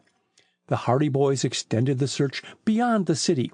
It occurred to them that their father might have gone out to the Kane farm, and they made their way to that place. But the farmer and his wife said no one had called at the house since the eventful Sunday of the kidnapping. "They've left us in peace, praise be," declared Mrs. Kane. "No one's been near the house since those rascals went away." The boys gave the kindly couple a description of their father, but Mr. Kane could not recollect having seen anyone resembling Mr. Hardy near the farm at any time within the past week. He had been working in the fields, he said, and would probably have noticed any strangers on the road. So the boys returned to Bayport, puzzled and downhearted over the failure of their search. They could not imagine where Fenton Hardy could have gone if he had not been near the Kane farm. "Something has happened to him, I'm sure," said Frank. "It isn't like Dad to stay away this long without sending some word." "Perhaps he did write that note. He would have explained a little more, and he would have put in the secret sign." The fact that the Hardy boys were searching for their father gradually became known throughout Bayport, and one evening a thick-set, broad-shouldered man presented himself at the front door of the Hardy home and asked for the boys. Mrs. Hardy bade him step inside, and he waited in the hall, nervously twisting his cap in his hands. When Frank and Joe came out, the stranger introduced himself as Sam Bates. "I'm a truck driver," he told them. "The reason I came around to see you was because I heard you were looking for your father." "Have you seen him?" asked Frank eagerly. Sam Bates shuffled his feet and looked dubiously at the floor. "Well, I have and I haven't, you might say," he observed. "I did see your father quite a few days ago, but where he is now I couldn't tell you, for I don't know." Sam was evidently not a man of gigantic intellect. He spoke slowly and painstakingly, and his most obvious statements were delivered with the gravity suitable to pearls of wisdom. "Where did you see him?" "I'm a truck driver, see?" "Yes, you told us that," said Frank impatiently, "but where did you see our father?" Sam Bates was not to be hurried. He had a story to tell, and he was bound to tell it. "I'm a truck driver, see," he repeated. "Mostly I drive just in and around Bayport, but sometimes they give me a run out to some of them villages. That's how I come to be out there that morning." "Out where?" "I'm coming to that. I just forget what day it was, but I think it was about a week from last Monday. I know it was just after Sunday because when I went home to dinner that day, the wife was washing clothes and dinner was late, and I had to eat it out on the back steps anyway, for the kitchen was all in a mess. You know how it is on wash day." Sam Bates regarded them wistfully, as though hoping for some expression of sympathy and understanding. But the Hardy boys were eager for information and impatient with the worthy truck driver's circuitous method of telling his story. "But what has this got to do with our father?" demanded Joe. "I'm coming to that, see? Give me time. Give me time. As I was saying, I'm pretty sure it was on a Monday, for it was wash day, and the wife never washes except on Monday. I mean, she never washes clothes except on Monday. She herself, why, she washes every day, of course. Anyway, it was Monday." "That was the day our dad disappeared," prompted Frank. "You don't say! Well, I saw him that day." "Where?" "I'm coming to that. As I was saying, it was Monday, and when I went down to the garage, the boss, he says to me, says he, 'Sam, I want you to run a truckload of furniture down the shore road.' So I said, 'Well, boss, I guess that's what I'm here for.' So he told me that this here load of furniture had to go to one of them farmhouses away down near the point. So we loaded the truck, and I filled her up with gas, and away I went. It must have been about 9 o'clock by then, I guess." "And you went down the shore road?" "Sure, and it was a nice morning for driving, too.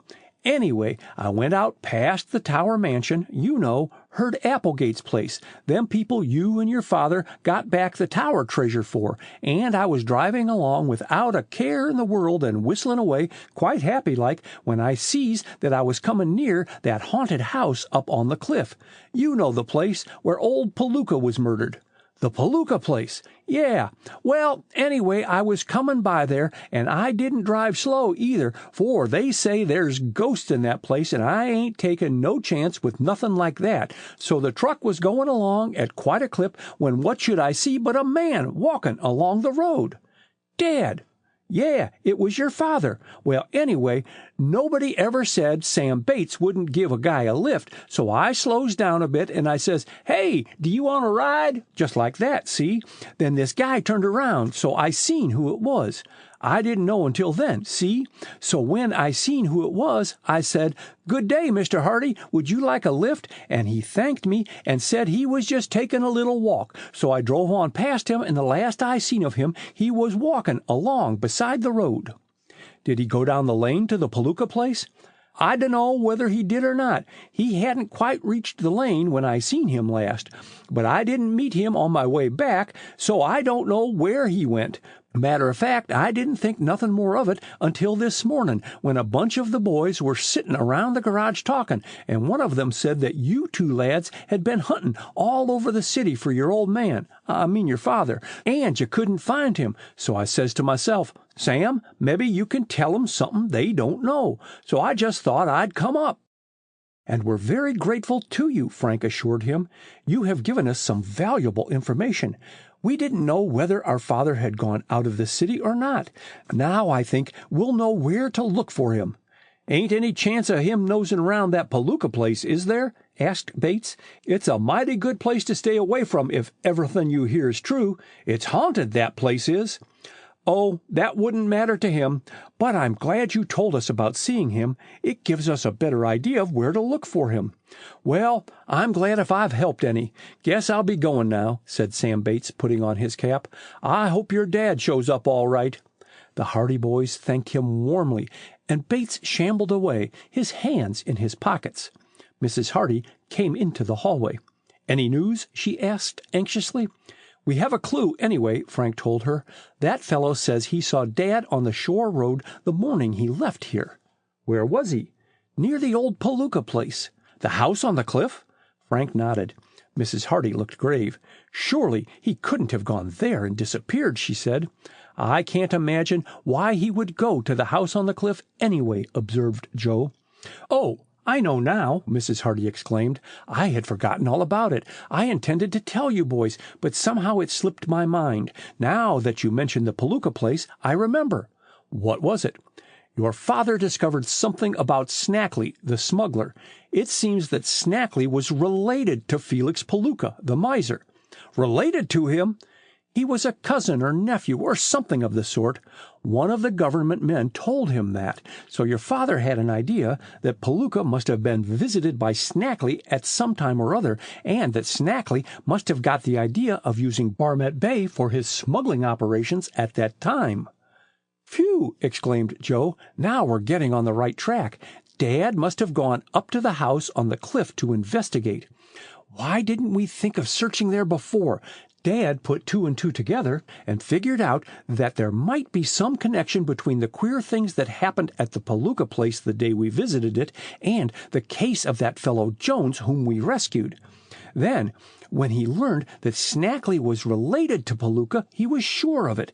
It's as clear as daylight, but what on earth could have happened to him?" "Let's go up to the Palooka place and find out." But Mrs. Hardy interposed. Her lips were firm. "Promise me you won't go alone." "Why not, Mother? We can look after ourselves. If anything has happened to your father, I don't want you to run the same risk." "But we must go up there and look the place over again." "Get some of the boys to go with you." "I guess it would be safer," agreed Joe. "We can round up a bunch of the fellows and go up there tomorrow morning. We'll search that place from top to bottom this time." Mrs. Hardy gave her consent to this plan, and the boys thereupon set out to find their chums and tell them of the proposed trip. Although 2 or 3 of the boys backed out when they learned that the destination was to be the haunted house, the majority were willing enough, and by nightfall all was in readiness for the journey on the morrow. Chapter 11. The Cap on the Peg. Next morning the searching party set out. Jerry Gilroy had not got over the scare he had received on the remarkable Saturday of the boys' first visit to the house on the cliff, and he did not show up.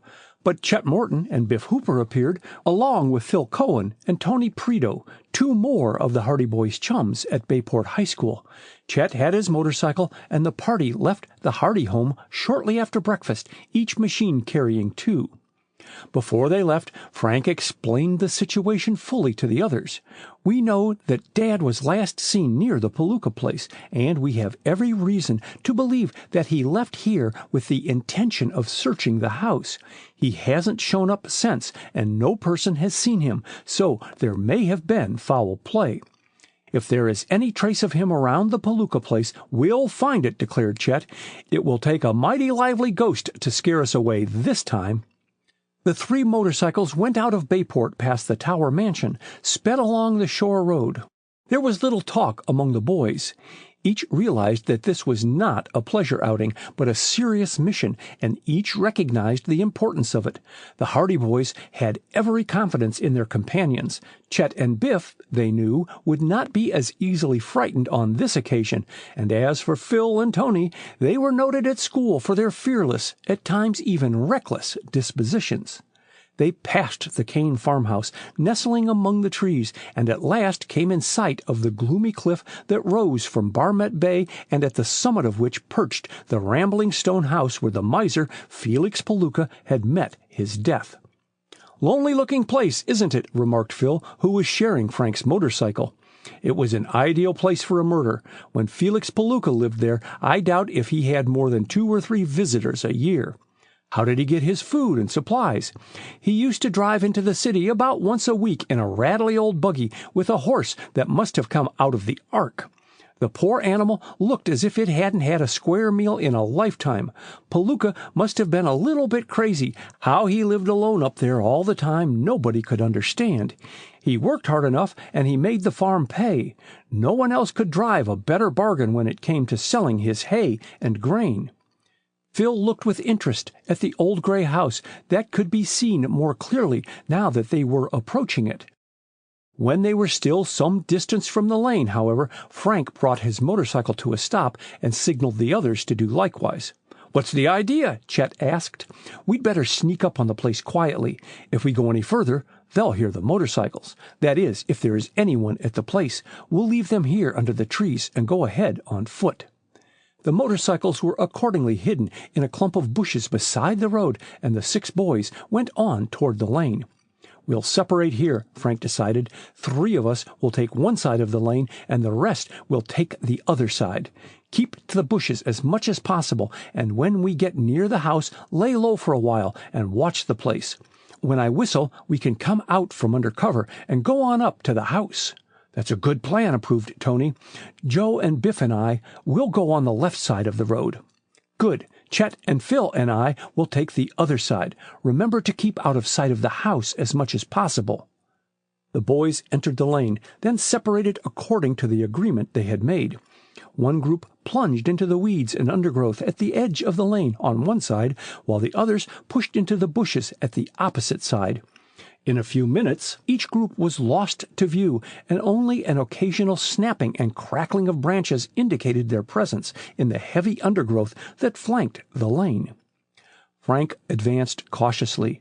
The brushwood was much deeper than he had anticipated, and they made slow progress, for he was desirous of creeping up on the house with as little noise as possible. The undergrowth was thick and hampered their movements. They made their way forward, step by step, keeping well in from the lane, and after about 10 minutes Frank raised his hand as a warning to the others. Through the dense thickets he had caught a glimpse of the house. They went on cautiously until they reached the edge of the bushes, and there they crouched behind the screen of leaves, peeping out at the gloomy old stone building in the clearing. But at the first glance an expression of surprise crossed Frank's face. The Palooka house was evidently occupied. The weeds that had overgrown the yard on their last visit had been completely cleared away. The grass had been cut, and the tumble-down fence had been repaired. The gate, which had been hanging by one hinge, had been fixed, and the grass along the pathway had been trimmed. A similar change had overtaken the house. There was glass in all the windows, and the boards had been removed. The front door had been repaired, and the steps had been mended. Smoke was rising from the kitchen chimney. "There must be someone living here," whispered Chet. Frank was puzzled. He had not heard that anyone had taken the Palooka house. On account of the unenviable fame of the place, it was hardly likely that a new tenant could move in without arousing considerable comment in Bayport. But this had evidently happened. For a while the boys remained at the edge of the bushes watching the place. Then they saw a woman come out to the clothesline at the back of the house. She carried a basket of clothes, and these she began hanging up on the line. Shortly afterward a man came out, strode across the yard to the woodshed, and began chopping wood. The boys looked at one another in consternation. They had expected to find the same sinister and deserted place that they had visited previously. Instead, they had arrived on a scene of domestic peace and comfort. They could not understand it. "Not much use staying and hiding," whispered Frank. "Let's get together and walk up and question these people." He gave a low whistle, then emerged from the bushes into the lane. His companions followed. In a short time they were joined by Joe and the other boys.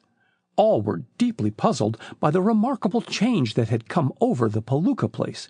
"This beats anything I ever heard of," declared Joe. "It looks as if some farmer has taken the place, but it's queer we hadn't heard of it. Everybody in Bayport would be talking about it if they knew someone had nerve enough to take over the Palooka farm." "I'm not satisfied yet," Frank said.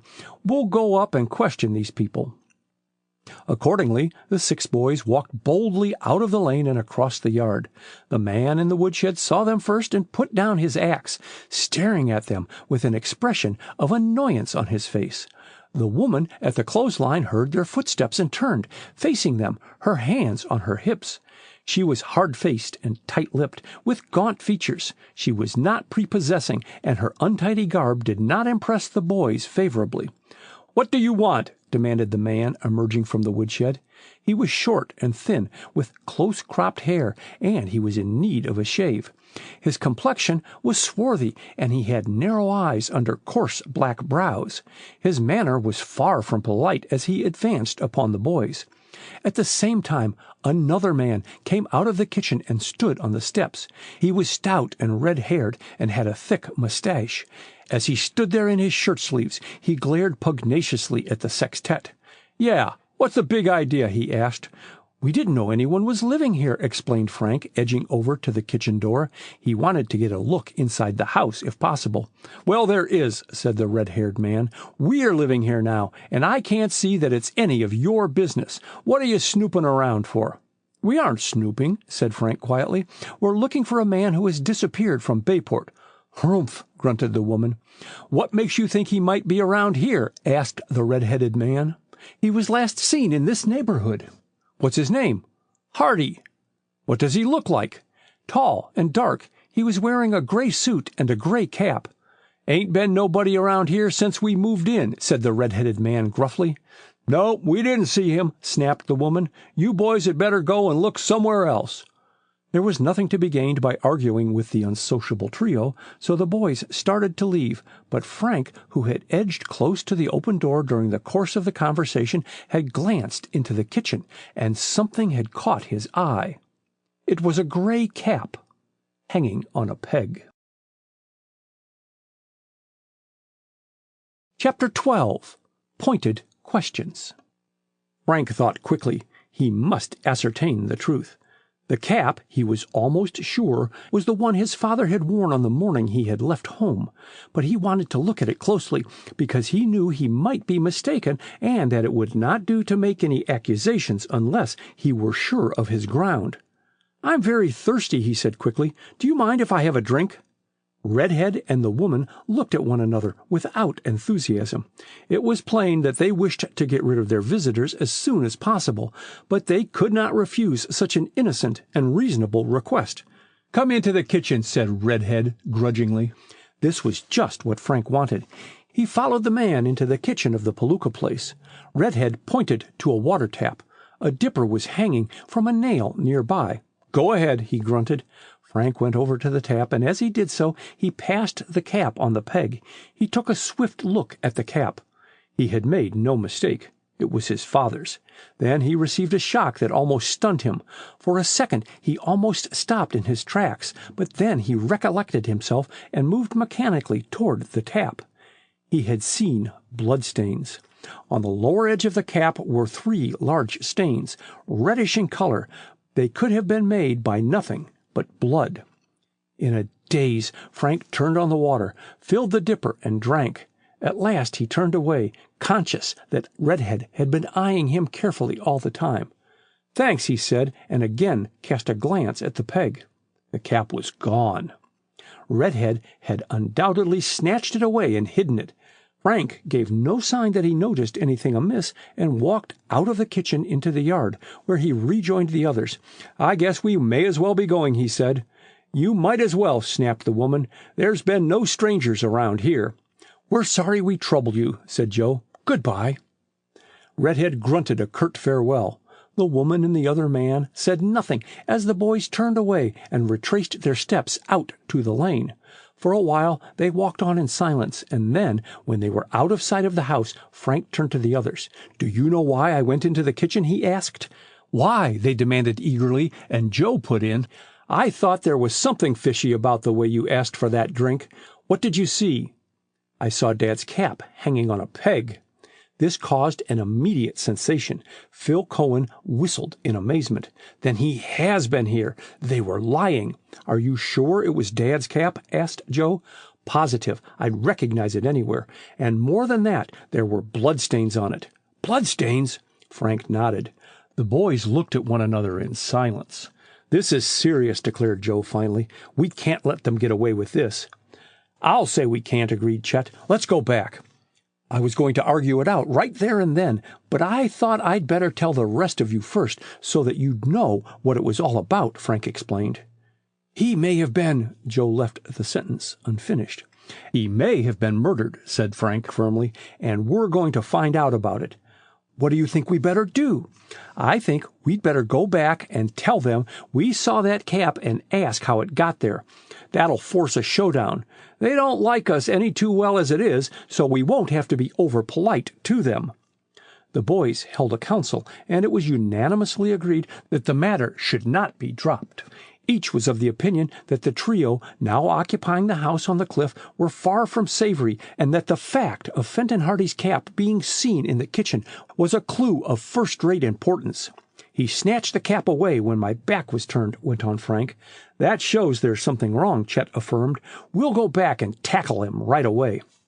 "No time like the present. Let's go." The boys accordingly started back down the lane toward the house. When they emerged into the yard again, they found the two men and the woman standing together by the shed, talking earnestly. The boys were almost up to them before the woman caught sight of them and spoke warningly to the red-headed man. "What do you want now?" demanded Redhead in a surly manner as he advanced. "We want to know about that cap in the kitchen," said Frank firmly. "What cap? There's no cap in there." "There isn't now, but there was. It's a gray cap, and it was hanging in there when I went in for a drink." "I don't know anything about no cap," persisted Redhead. "Perhaps you want us to ask the police up here to help us find out," put in Tony Preto cheerfully. Redhead glanced meaningly at the woman. The other man stepped forward. "I know the cap he means," he said. "It's mine. What about it?" "It isn't yours, and you know it," declared Frank. "That cap belongs to the man we're looking for." "I tell you it is my cap," snapped the swarthy man, showing his yellow teeth in a snarl. "Don't tell me I'm lying." Redhead stepped forward diplomatically. "You're mistaken, Klein," he said. "I know the cap they mean. That's the one I found on the road a few days ago." "You found it?" asked Frank incredulously. "Sure I found it. A gray cap, with bloodstains on it." "That's the one. Why did you hide it when I went into the kitchen?" "Well, to tell the truth, them bloodstains made me nervous. I didn't know but what there might be some trouble come out of it, so I thought I'd better keep that cap out of sight." "Where did you find it?" Joe demanded. "About a mile from here." "On the shore road?" "Yes, it was lying right in the middle of the road." "When was this?" "A couple of days ago, just after we moved in here." "Let's see the cap," suggested Chet Morton. "We want to make sure of this." Redhead moved reluctantly toward the kitchen. The woman sniffed. "I don't see why you're making all this fuss about an old cap," she said. "Coming around at this hour of the day disturbing honest folk." "We're sorry to disturb you, ma'am," said Joe, "but this is a serious matter." Redhead emerged from the house holding the cap in one hand. He tossed it over to the boys. They examined it eagerly. Frank turned back the inside flap, and there he found what he was looking for, the initials F.H. imprinted in indelible ink on the leather band. "It's Dad's cap, all right." "I don't like the look of those bloodstains," said Joe in a low tone. "He must have been badly hurt." To tell the truth, the inside of the cap gave evidence that the wearer had been severely injured, for the bloodstains were of large extent. The boys examined them gravely. "Are you sure you found this on the road?" Frank asked doubtfully. "You don't think I'd lie about it, do you?" "We can't very well contradict you. I don't mind telling you that we're going to turn this over to the police. This man has disappeared, and by the appearance of this cap, he has met with foul play. If you know anything about it, you had better speak up now." "He doesn't know anything about it," shrilled the woman angrily. "Go away and don't bother us. Didn't he tell you he found the cap on the road? Why should he know anything more about it than that?" "We're going to take the cap with us." "Take it," snapped Redhead. "I don't want it." The boys turned away. Nothing further was to be gained by questioning the trio in the yard, and at any rate the lads had gained possession of the cap. "We'd better go," said Frank in a low voice. They went back toward the lane. As they entered it, they cast a last glance back at the yard. The woman and the two men were standing just where they had left them. The woman was motionless, her hands on her hips. Redhead was standing with his arms folded, and the swarthy man was leaning on the axe. All three were gazing intently and silently after the departing boys. Chapter 13. A Plan of Attack. Back in Bayport, the boys discussed their visit to the house on the cliff from all angles. None was satisfied with the explanation the red-headed man had given about the presence of the blood-stained cap in the house. "I'm sure he knows more about it than he cares to tell," declared Frank. "The other chap started to claim it at first, and then he stepped in with his story," Chet pointed out. "That's the most suspicious part of it. And then, when I went into the kitchen in the first place, why should he have hidden the cap?" "It's a mighty mysterious thing," Joe said. "The fact that Dad has disappeared, and the fact that there are bloodstains on that cap." "We ought to turn it over to Chief Collig," suggested Phil. The boys looked at one another doubtfully. Chief of Police Collig was a fat, pompous official who had never been blessed by a superabundance of brains.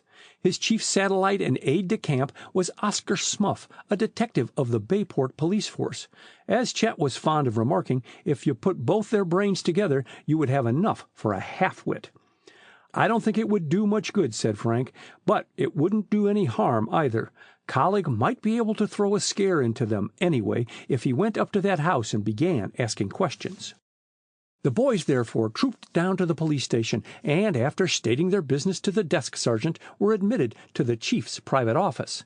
They found Chief Collig and Detective Smuff deep in a game of checkers.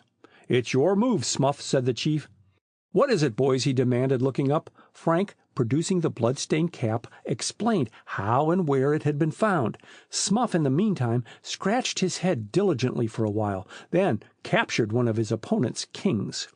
Chief Collig grunted, whether in disappointment at the loss of the king or in acknowledgment of the information about the cap, the boys could not say. "So it's Fenton Hardy's cap, eh?" asked the chief. "It's his, all right. And what do you think has happened to him?" "We don't know. That's what we want you to help find out. But by the look of this cap, we're afraid there's been foul play." "Just a minute, Smuff, just a minute." The chief contemplated the checkerboard for a few minutes, then made a move. He settled back in his chair. "Now try and beat that," he said, and looked up at the boys again. "What do you want me to do?" he inquired. "Help us find him." The chief regarded them benevolently. "Maybe he'll show up in a day or so." "He's been missing long enough already," protested Joe. "We want you to go up to the Palooka place and question those people. They know more about the affair than they care to tell." "The Palooka place!" exclaimed the chief, pursing his lips. "Well, you see, it ain't in the city limits." "But Fenton Hardy is a Bayport citizen." "What do you think about it, Smuff?" "Just a minute. It's my move." Smuff meditated over the checkerboard for a while, made his move, then looked up judicially. "To tell you the truth, Chief," he said, "I think we'd be just as well staying away from that Palooka place. There's been queer stories about it." "That's what I think," agreed the chief. "Do you mean to say you won't help us look for him?" exclaimed Frank. "Oh, we'll keep our eyes open," the chief promised. "But he'll show up all right. He'll show up. Don't worry." "He'll never show up if we wait for the Bayport Police Department to get into action," declared Chet warmly. "Is that so?" said Chief Collig, nettled. "Of course, Chief," said Frank smoothly. "If you're afraid to go up to the Palooka place just because it's supposed to be haunted, don't bother.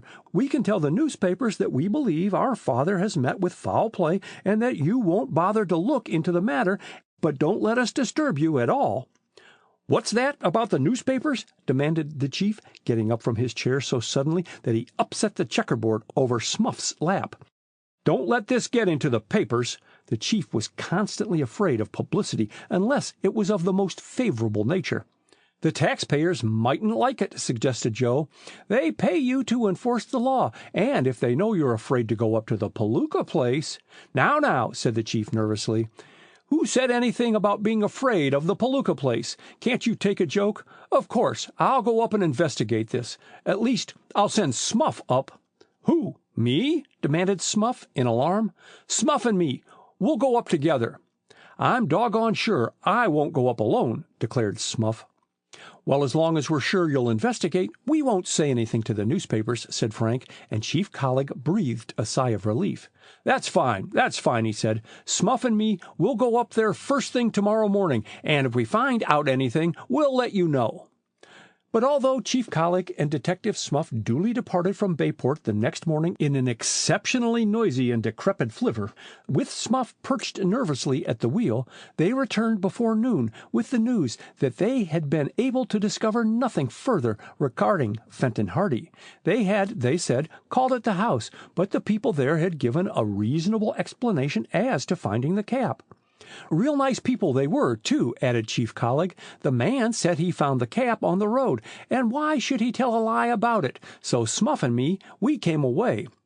Yes, agreed Smuff profoundly, we came away. In a hurry, suggested Joe sarcastically. Collick and Smuff looked uncomfortable. To tell the truth, they had been so impressed by the fearful stories they had heard of the house on the cliff that they had stayed no longer than was necessary. They had merely asked a few perfunctory questions of Redhead and received his explanation of finding the cap, and had then hastened from the farm as quickly as was consistent with dignity. "We've done our duty," declared Chief Collick. "No man can do more." And with that the boys had to be content. But they were not satisfied. "There's some connection between this smuggling outfit and the house on the cliff," declared Frank. "This man Snackley is mixed up in all of this, I'm sure. Didn't Mother say he was related to Felix Palooka?" "Yes, and isn't it likely that he inherited the Palooka farm after the old miser died? Perhaps that's what encouraged him to move his smuggling operations here. Perhaps Snackley was one of the two men we saw at the farm." "I wouldn't be surprised," said Frank. "But what I'm thinking of is this. Where did those two motorboats come from that day Jones was shot? We didn't see them out in the bay. They seemed to come right out from under the cliff. Do you mean you think there is a secret harbor in there?" "There might be. Look at it this way. Snackley was the man who got Jones that day, as he said. Snackley was related to Palooka and may now own the farm. Snackley has been smuggling in Barmet Bay from some base that the government men have been unable to find. Perhaps that base is the Palooka farm." "But it's on top of the cliff. There may be a secret passage from the house to some hidden harbor at the foot of the cliff. Gosh, Frank, it sounds reasonable, and perhaps it explains why the kidnappers got away with Jones so quickly that day. If they left the Kane farmhouse just a little while before we did, we should have been able to get within sight of them anyway, but we didn't. You mean they turned in at the Palooka place? Why not? Probably Jones is hidden there right now. That is, if they haven't killed him," he added hesitatingly. "But what could have happened to Dad?" "That's what we're going to find out. What do you say about asking Tony if his father will lend us his motorboat and let us investigate the foot of that cliff?" "What do you expect to find?" "We'll find out if there's any place where motorboats could be hidden, and if we get any information we can turn it over to the government officials and have the Palooka place raided. Then we'll get some satisfaction out of it anyway, and perhaps find out what happened to Dad." Chapter 14. Private Property. The Hardy boys explained their plan to Tony Preto, who promised to ask his father about the motorboat provided they allowed him to go with them. "I wouldn't miss it for anything," he said. "You let me come along on this trip with you, and I'll see that we get the boat." "We wouldn't go without you, Tony," promised Frank. "I'll have the boat tomorrow afternoon. Be at the boathouse." Tony was as good as his word. When Frank and Joe appeared at the little boathouse, one of a long row of ramshackle buildings along the shore, next afternoon, they found Tony clad in a greasy set of overhauls, tinkering with the engine. He was of a mechanical turn of mind, and could never see an engine of any kind without investigating its most intricate machinery. "She'll run as smoothly as a sewing machine," he declared, looking up. "We can start any time." "Your father let you have the boat, all right." "You bet. I told him it was to help find your father, and he was almost going to quit work and come along with us." The boys got into the motorboat, which was a rangy, powerful craft with graceful lines, and the engine was soon roaring. The boat, which was called the Napoli in honor of Mr. Preto's birthplace in Italy, moved slowly out into the waters of the bay and then gathered speed as it headed toward the gloomy cliffs at the northern extremity of Barmet Bay. It was already late in the afternoon. The sky was overcast and the bay was rough. The salt spray dashed over the bows of the Napoli as it plunged on through the breakers. Bayport soon became a smoky haze on the hillside. The boys could see the white line of the shore road rising and falling on the coast to the north, and at last they came within sight of the cane farm, nestled among the trees. The cliff upon which the Palooka place stood was stark and sheer against the background of ocean and sky, and at the top they could see the grove of trees and the roof and chimneys of the haunted house.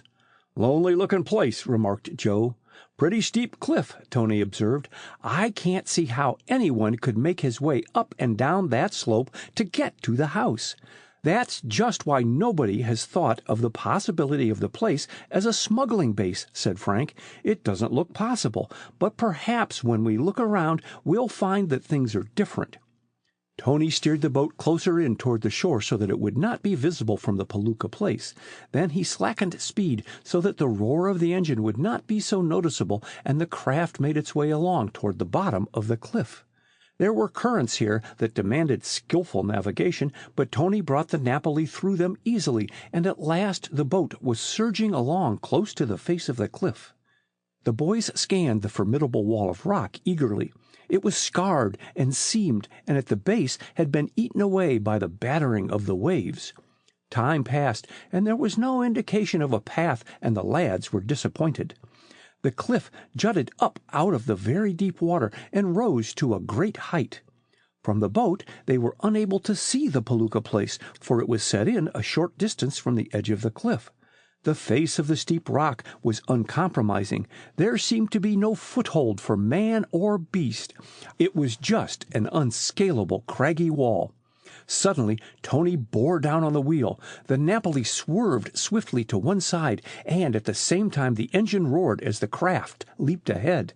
Frank and Joe looked quickly around. "What's the matter?" they asked in alarm, but Tony was gazing fixedly ahead. He was tense and alert. Another shift of the wheel, and the Napoli swerved again. Then the Hardy boys saw the danger. There were rocks at the base of the cliff. One of them, black and sharp, like an ugly tooth, jutted out of the water almost immediately at the side of the boat. Only Tony's quick eye had saved them from striking against it. They had blundered into a veritable maze of reefs which extended for several yards ahead. They held their breath.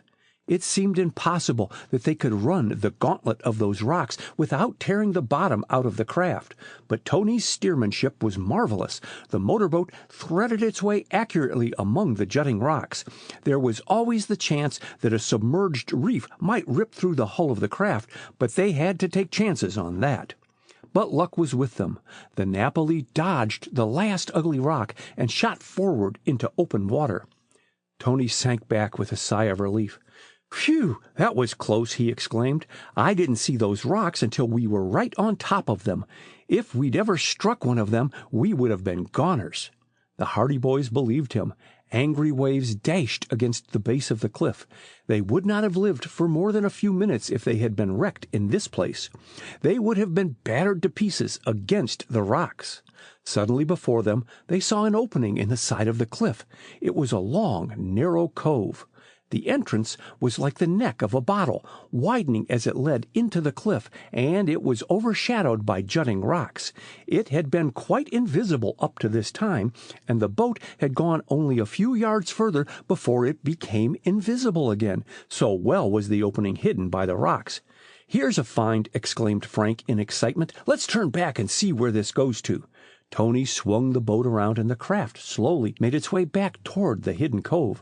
Soon the opening in the cliff came into view again. "It's just large enough for the boat to go through," said Tony. "Want me to try it?" Frank nodded. "Go ahead." The nose of the boat turned toward this strange bay, and then the Napoli began to enter the cove.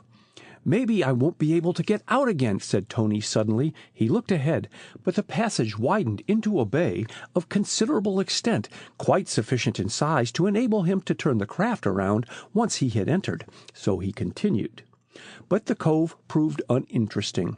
The sides were steep, although dense bushes grew around the base of the slopes, but there was no path, no trail, no indication that any human being had ever been in the place. Being protected from the wind, the water was calm. The echoes of the motorboat's engine were flung back from every side in a roaring volume. Suddenly Frank gave a gasp of surprise. Standing among the thickets at the base of the steepest slope was a man. He was very tall, and he wore a black felt hat, the wide brim of which obscured the upper part of his face. His countenance was tanned and weather-beaten. His lips were thin and cruel.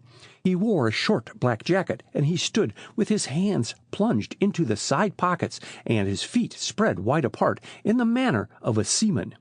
He was standing there quietly, gazing at them without a shadow of expression on his sinister face, as motionless as a statue.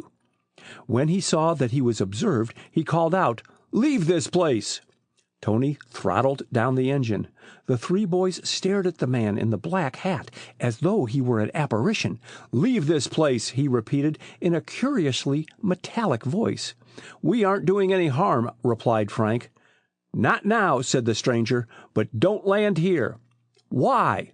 "You don't have to ask why. This is private property. You can't land here. You'd better leave at once." The boys hesitated. As though to emphasize his commands, the man in the black hat reached suddenly into his pocket and whipped out a wicked-looking revolver. Then he folded his arms, tapping the barrel of the revolver against one shoulder very deliberately. "Turn that boat around and get out of here," he snapped. "Don't come back. Don't ever come back. Don't ever try to land here. This is private property. If you ever do land here, you will be shot." The boys were unarmed. They realized that nothing would be gained by argument. Tony slowly brought the boat around. "Goodbye," shouted Joe cheerfully. The stranger did not reply. He stood there, gazing fixedly after them, his arms still folded, still tapping the revolver against his shoulder as the motorboat made its way out of the strange bay, out into open water. "Looks as if he didn't want us around," remarked Tony, as soon as the Napoli was out of the cove. "I'll say he didn't," exclaimed Frank. "What a wicked-looking customer he was. I expected to see him start popping at us with that gun of his before we got out."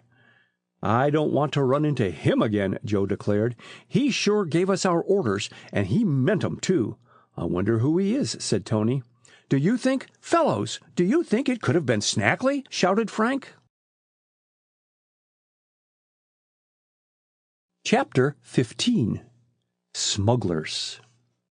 The thought struck Frank Hardy like a thunderbolt. The appearance of the stranger had been so sinister.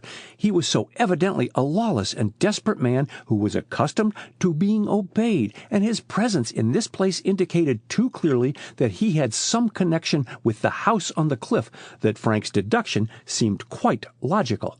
"Snackley!" exclaimed Joe. "It must be him." "The head of the smugglers?"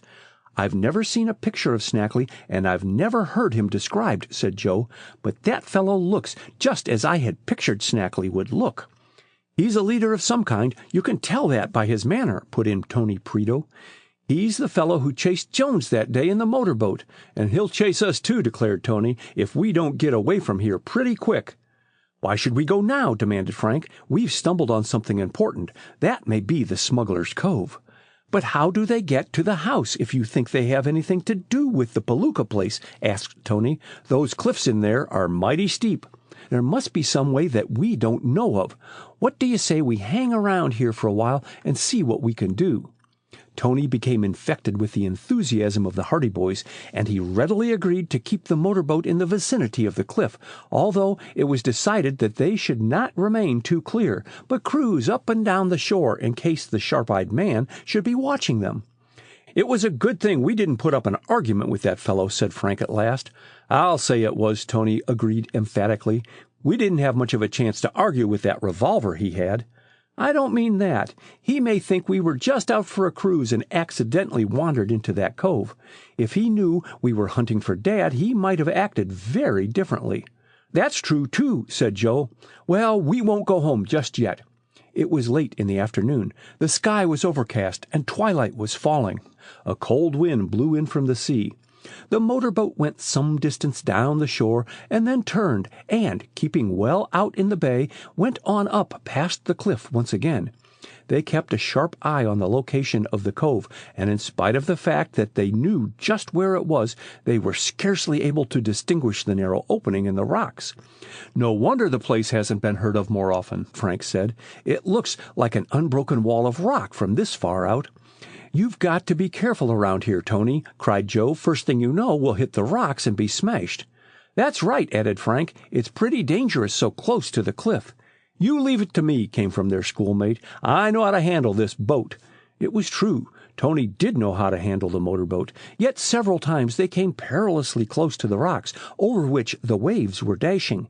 In fact, once there came a slight bump, followed by a grating sound which made the hearts of all the boys leap into their mouths. "Narrow squeak that," admitted Tony. "I guess I'd better keep out a little further after all." "I certainly should," answered Frank. Although they cruised around for more than an hour, they saw not the slightest sign of life either about the base of the cliff or on the Palooka place, which, keeping well out from the shore as they did, they could plainly distinguish. As the gloom deepened, they felt that it was almost useless to continue, but Frank decided that they should wait a little longer. These fellows aren't likely to move around much in the daylight. Night is the time for their operations, he pointed out. We'll hang around for a while longer. Twilight deepened into darkness, and the lights of Bayport could be seen as a yellow haze through the mist at the distant extremity of the bay. The cliff was but a dark smudge in the night, and the waves broke against the rocks with a lonely sound. Suddenly through the darkness they heard a muffled sound. Their own boat was running along quietly, and they listened. "Another boat," remarked Tony in a whisper. It was indeed another motorboat, and it was near the base of the cliff. At last they could distinguish a faint light, and toward this light they began to move slowly. They were tense with excitement. Everything might depend on the events of the next few minutes. When they had gone in toward the cliff as far as they dared, creeping up from the west, they could make out the gloomy outline of the other motorboat, which was making its way slowly out of the face of the cliff itself. At first they could not imagine how the craft had got in so close, nor where it was coming from. They crept up closer, at imminent danger of discovery, and at imminent danger of being washed ashore on the rocks. Then, finally, they heard the other boat slow down, heard the faint clatter of oars, then voices. After that, with an abrupt roar that startled them, the other motorboat suddenly plunged on out into the bay. They could hear it threshing on its way out toward sea at an ever-increasing rate of speed. "Where is it going?" said Tony in amazement. Frank cautioned for silence. "There's a rowboat around here," he whispered. "Lay low." They waited in silence, and at last they heard the rattle of oars again. This time the sound was closer. The rowboat was drawing near. Fortunately, the wind was from the sea, and it blew the sounds toward them, at the same time keeping the men in the boat from hearing the muffled murmur of their own craft. The rattle of oars continued, and at last the boys could see the dim shape of the boat through the gloom. Finally, they could distinguish the words of the dark figures in the craft. At a sign from Frank, Tony cut off the engine for the time being. But they could not make out complete sentences. The wind would whisk toward them a fragment of speech, and then the rest of the words would be drowned. 300 pounds, they heard a harsh voice saying, and then the rest of the sentence was lost. A dull murmur of voices. Finally, "I don't know. It's risky." The wind died for a moment, and then through the gloom the boys saw that the rowboat was headed directly in toward the face of the cliff. It was not many yards away, and as it passed by, they heard the harsh voice again. "Ling Chang's share," he was saying. "No, we mustn't forget that," they heard a gruff voice reply. "I hope they get away all right." "What are you worrying about? Of course they'll get away." "We've been watched, you know." "It's all your imagination. Nobody suspects. Those boys at the house. Just kids. If they come nosing around again, we'll knock one of them on the head." "I don't like this rough stuff. It's dangerous." "We've got to do it, or we'll end up in the pen. You can't be white-livered in this game. What's the matter with you tonight? You're nervous." "I'm worried. I've got a hunch that we'd better clear out of here." "Clear out?" replied the other contemptuously. "Are you crazy? Why, this place is as safe as a church. We can make a big clean-up before they know we're in this part of the country at all." "Well, maybe you're right," said the first man doubtfully, "but still—" His voice died away as the boat went on into the cove. The boys could hear the rattle of oars, and then a dull swishing of bushes, a muttered voice, and then silence fell. The boys looked at one another through the gloom. "Smugglers!" exclaimed Frank. "Sounds mighty like it," replied Tony. "What do you think we should do?" "Follow them." "Sure," Joe agreed. "Follow them right into the cove." But Tony demurred, though as he spoke he started up the engine again. "Count me out," he said. "I don't like that talk about being knocked on the head. I may be foolish, but I'm not that foolish. There are 3 of us, and we don't know how many more of them, and they're grown men. I don't want to be trapped in that cove. Besides, the motorboat makes too much noise. They'd hear us coming, and then we'd be done for." This phase of the matter had not occurred to the Hardy boys, but they saw that it was reasonable. In the darkness it would be risky entering the narrow passage to the cove, and then, as Tony said, it was probable that their approach would be heard. "I hate to let them get away when we've got such a clue as this," said Frank. "There's no doubt they are smugglers. The men in that motorboat probably are going out to a ship for a cargo of smuggled goods, or else they have delivered a cargo and are on their way back." "But where on earth did the motorboat come from?" exclaimed Joe. "There wasn't any boat in the cove when we were in there." "Probably well hidden," said Frank. "There were a lot of bushes growing close down to the water's edge, I noticed. They'd have some sort of a hiding place fixed up." "But where did all those men come from?" "That's what we're going to find out. There must be some connection between this cove and the house on the cliff. I'm going ashore." "Somebody's got to stay with the motorboat," said Tony. "I'm not afraid to go in there, and if it comes to a dare, I will go, although I don't want to be killed. But we can't leave the boat here, that's certain." "I'll tell you what to do," said Frank. "Let Joe and me go ashore. Then we'll try to follow those men in the boat and see where they go. If we let them slip out of our hands now, we may lose them altogether." "And shall I wait?" "No. You go back to Bayport and get help. Lots of it." "The police?" "The federal men. Tell them we're on the track of the smugglers. If Joe and I discover anything, we'll wait here at the entrance to the cove and put the police on the right track when they get here." "Good," said Tony. "I'll put you ashore right away. Don't go too close or you'll wreck the boat. Joe, I guess you and I will have to swim ashore.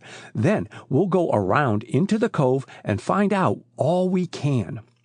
Tony edged the boat in as close to the gloomy shore as he could, and then, with a whispered farewell, the Hardy boys slipped over the side into the water. They were only a few yards from the rocks, and after a short swim they emerged dripping on the mainland. They looked back. They could see the dim shape of the motorboat as it turned away, and then they could hear its dull chugging as Tony Preto turned the craft back in the direction of Bayport. "Now," whispered Frank, "now for the smugglers." Chapter 16. The Secret Passage. It was very dark. "I wish we had a light," whispered Joe. "I have a flashlight in my pocket, but we can't use it now. Those men may still be around." "Wouldn't the water spoil it?" "No, I have it in a waterproof case. We can feel our way around these rocks until we get into the cove." Cautiously, the boys made their way along the treacherous rocks. Once Joe lost his footing and slipped into the water with a splash. Instantly both boys remained motionless, fearing the sound had attracted the attention of the men in the cove, but there was not a sound. Joe was ankle-deep in water, but he clambered up on the rocks again, and they continued their journey. They had landed at a point some 25 yards away from the entrance to the cove, but the rocks were so treacherous and the journey was so difficult that the distance seemed much longer. "It must be Snackley and his gang, all right," whispered Frank as they went on through the night. "Didn't you hear one of those men use a Chinese name? He said something about Li Chang's share. Li Chang is probably the fellow who brings the dope to the coast.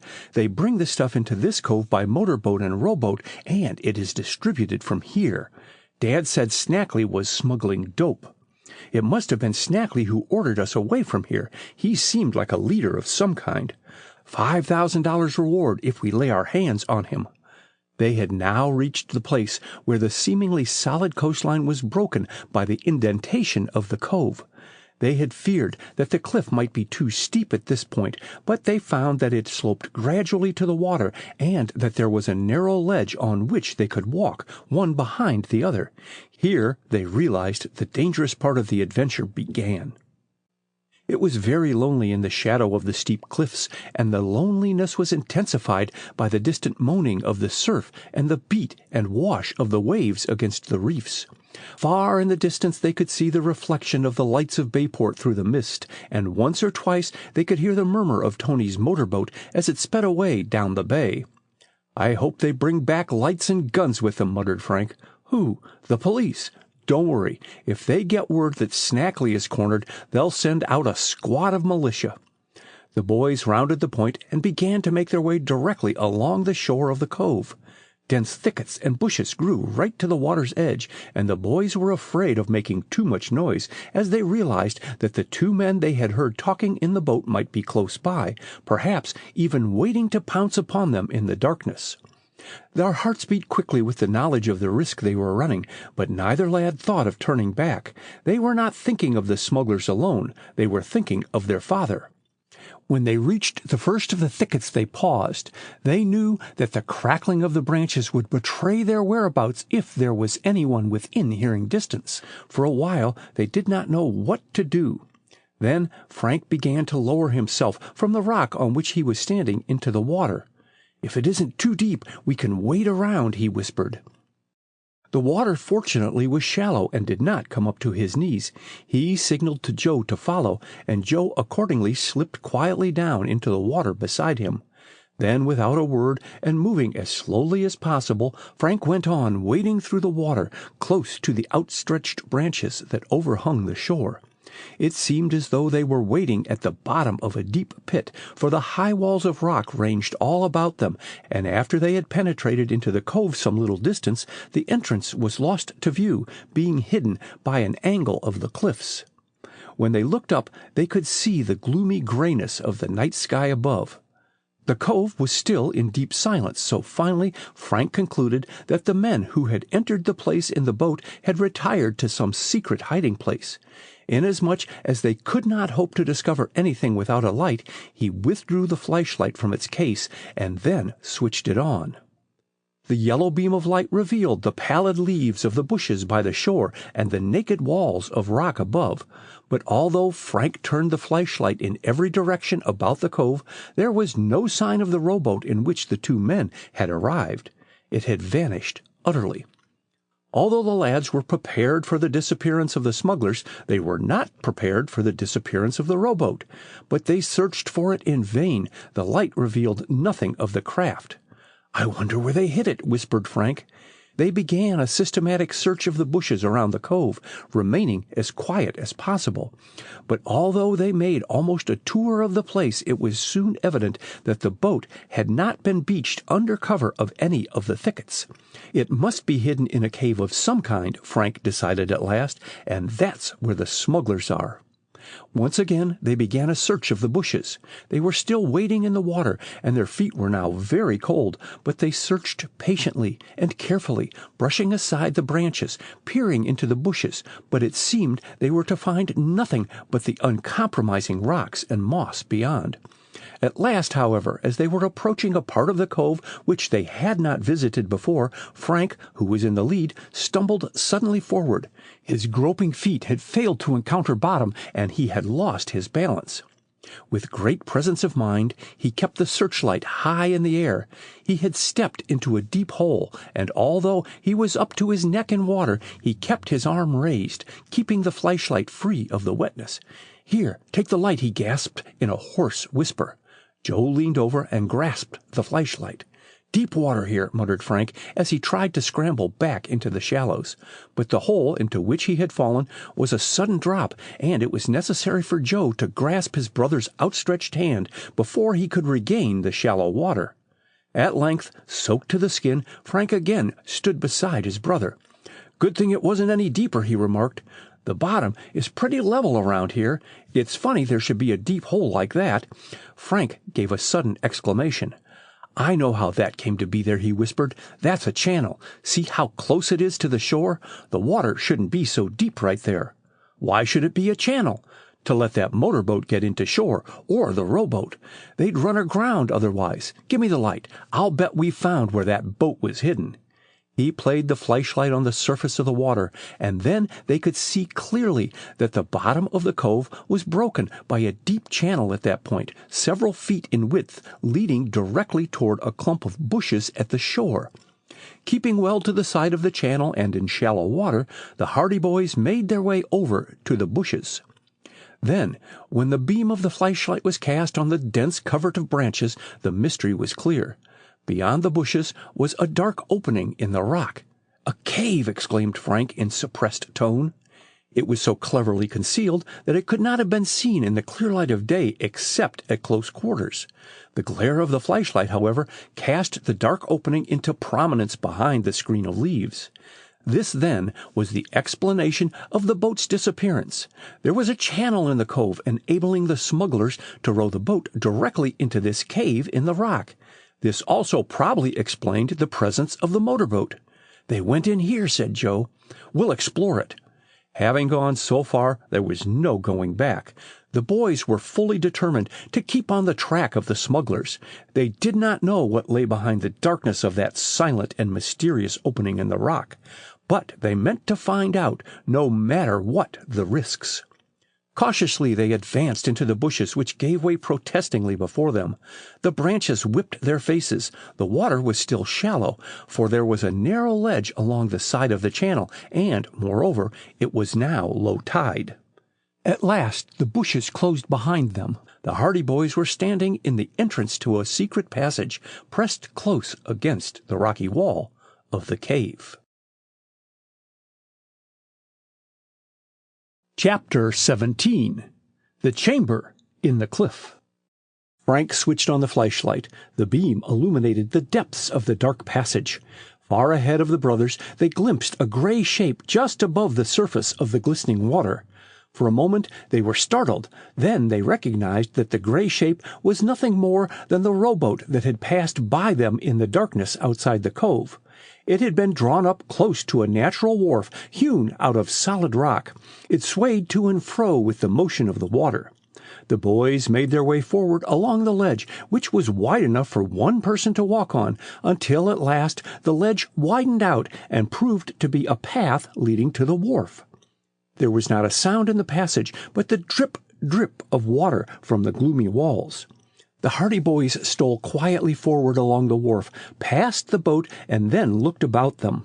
Frank played the beam of the flashlight all about the place until, at last, the glare revealed a dark opening immediately ahead. It was a crude arch in the rock, and beyond it he could see a steep flight of wooden steps. His heart was pounding with excitement. There was no doubt now that they had discovered the smuggler's secret. "We've found it," he whispered to Joe. "We've found the passage. This must be directly underneath the house on the cliff. We'll have to go quietly." The light cast strange shadows through the gloomy passage in the rocks. Water dripped from the walls. Water dripped from their clothing. They tiptoed quietly forward beneath the archway until they reached the flight of steps. Then, quietly, almost stealthily, they began to ascend. The place was in a death-like silence. It was as if they were in a tomb. So quiet was the strange stairway in the cliff that the boys could hardly believe that men had been there but a short while before. Step by step they ascended the stairs, and at last Frank's flashlight showed that they were approaching a door. It was set directly in a frame in the wall of rock at which the stairs ended. The passage curved above them in a rocky ceiling. They stood on the steps outside the door. Should they enter? They did not know what lay beyond. They might be facing the very haunt of the smugglers. In fact, this was most probable, and in that event they would not have a chance of escape. For a while they remained there, not knowing whether to retreat or go on. Then Frank stepped forward. He pressed his ear against the door and listened intently. There was not a sound. He peered around the sides of the door to see if he could catch a glimpse of light. There was only darkness. At length he decided that there was no one immediately beyond the door, and he made up his mind to go ahead. He whispered his decision to Joe, who nodded. "I'm with you." The door was opened by a latch, and Frank tried it cautiously. At first it was obstinate. Then, with an abrupt clatter that echoed from wall to wall and seemed to the ears of the boys to create a hideous and deafening uproar, the latch snapped and the door swung open. They did not immediately cross the threshold. Perhaps their approach had been heard. Perhaps the smugglers lay in wait for them beyond. So they remained there in silence for several minutes, listening for the slightest sound. However, it became apparent that the dark chamber was empty, so Frank switched on the flashlight. The vivid beam cut the darkness and revealed a gloomy cave in the very center of the cliff, hewn out of the rock. It had been a natural cave, just as the tunnel in the cliff had been a natural passageway, but the roof had been bolstered up by great beams, and the sides had been chipped away while the floor had been leveled. It was a secret chamber in the heart of the rock. The light revealed the fact that this chamber was used as a storeroom, for there were huge boxes, bales, and packages distributed about the floor and piled against the walls. "Smuggled goods!" exclaimed Frank. His suspicions seemed verified by the fact that the majority of the boxes bore labels of foreign countries. Chinese characters were scribbled across them in practically every case. Seeing that the chamber was unoccupied, the boys stepped through the doorway and looked about them. The flashlight illuminated the murky corners of the cave. "This must be where they store all the stuff," Joe said as he inspected one of the boxes. "There must be another opening that leads to the top of the cliff. They probably bring the stuff up to the house and then dispose of it from there. You'd think they would keep it at the Palooka place instead of down here. Probably they are afraid the house might be raided at some time or another. That's why they keep the goods hidden in this place. It would be mighty hard for anyone to find it here. But how do they get the stuff out of here? There's no doorway that I can see." The light of the flashlight played upon the walls. No doorway, no opening of any kind was revealed. "That's strange," said Frank. "There must be some way out." They began to move about the chamber. Across some of the bales of goods had been thrown rich bolts of silk, while valuable tapestries were also lying carelessly on the floor. In one corner were 3 or 4 boxes piled on top of one another. Frank accidentally knocked the flashlight against one of these, and it gave forth a hollow sound. "It's empty," he said. An idea struck him that perhaps these boxes had been piled up to conceal some passage leading out of the secret chamber. He mentioned his suspicion to Joe. "But how could they pile the boxes up there after they went out?" his brother questioned. "This gang are smart enough for anything. Let's move these boxes away." He seized the topmost box. It was very light, and he removed it from the top of the pile without difficulty. "I thought so," exclaimed Frank with satisfaction, for the light revealed the top of a door which had hitherto been hidden from view. The boys lost no time in moving the rest of the boxes, and the entire door was soon in sight. Then the boys discovered how it was possible for the boxes to be piled up in such a position in spite of the fact that the smugglers had left the chamber and closed the door behind them. Attached to the bottom of the door was a small wooden platform that projected out some distance over the floor of the cave, and on this platform the boxes had been piled. "They are kept there all the time as a blind," he said. "Whenever anyone leaves the cave and closes the door, the boxes swing in with the platform, and it looks as though they were piled up on the floor." The ingenuity of the contrivance won their reluctant admiration. "What shall we do?" asked Joe, looking through the doorway into the darkness beyond. "Go ahead. We've come this far, and there's no sense in turning back. Let's go." Frank stepped on into the passage beyond. He had hardly switched on the flashlight, revealing a crude flight of stairs that led from the rocky landing, before he stiffened and laid a warning hand on his brother's arm. "Voices," he whispered. They listened. They heard a man's voice in the distance. They could not distinguish what he was saying, for he was still too far away, but gradually the tones grew louder. Then, to their alarm, they heard footsteps. Hastily they retreated into the secret chamber. "Quick, the door!" snapped Frank. They closed the door quietly. "Now the boxes. If they come in here, they'll notice that the boxes have been moved. Quick!"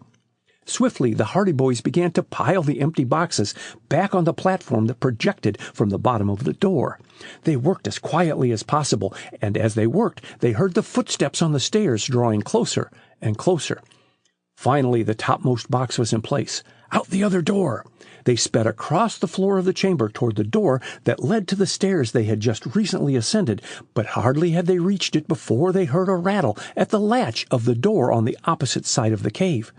"We haven't time," whispered Frank. "Hide!" The beam of the flashlight revealed a number of boxes close by the door. Over these boxes had been thrown a heavy bolt of silk, the folds of which hung down to the floor. They scrambled swiftly in behind the boxes, pressing themselves close against the wall.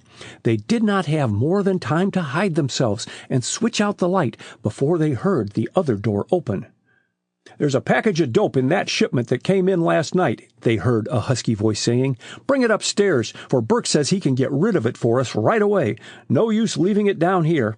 "Right," they heard someone else reply. "Anything else to go up?"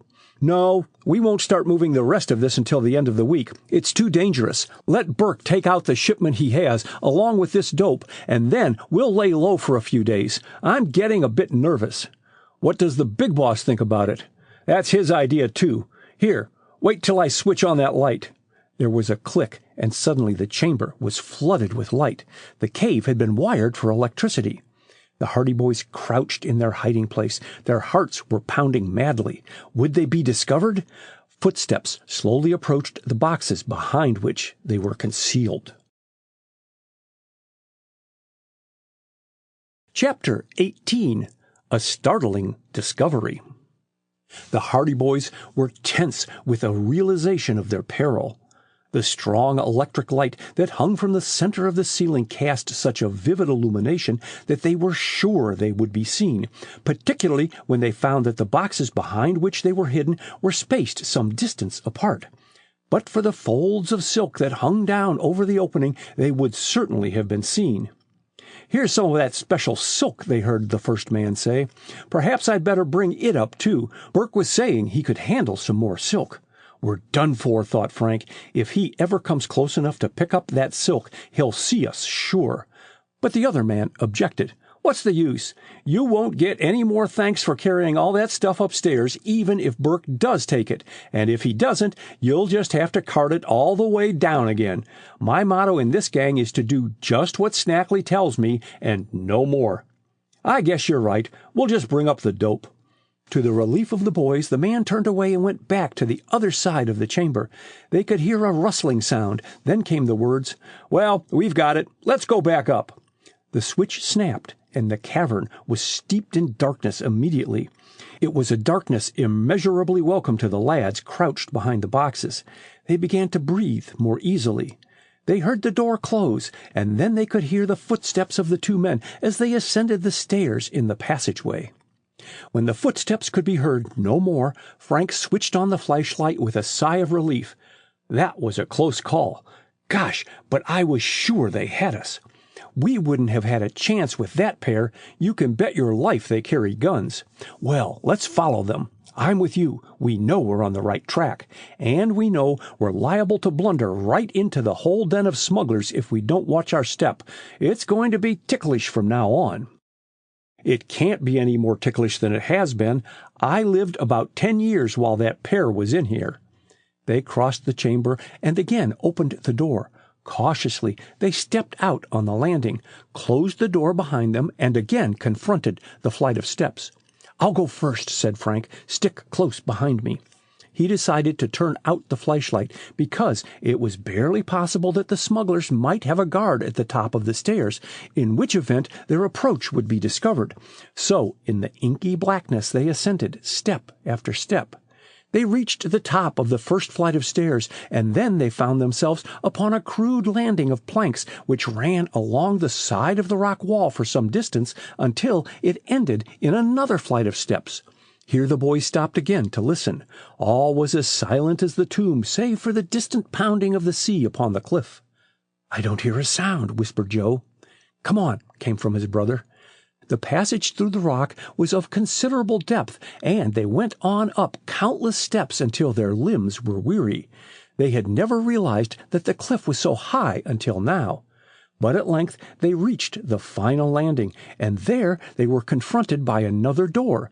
This door, they assumed, either led out into the open or into some cave just below the surface of the ground. Perhaps, thought Frank, it even led into the cellar of the Palooka house. The boys pressed close to the door, taking care to make no noise, and listened. They heard not a sound.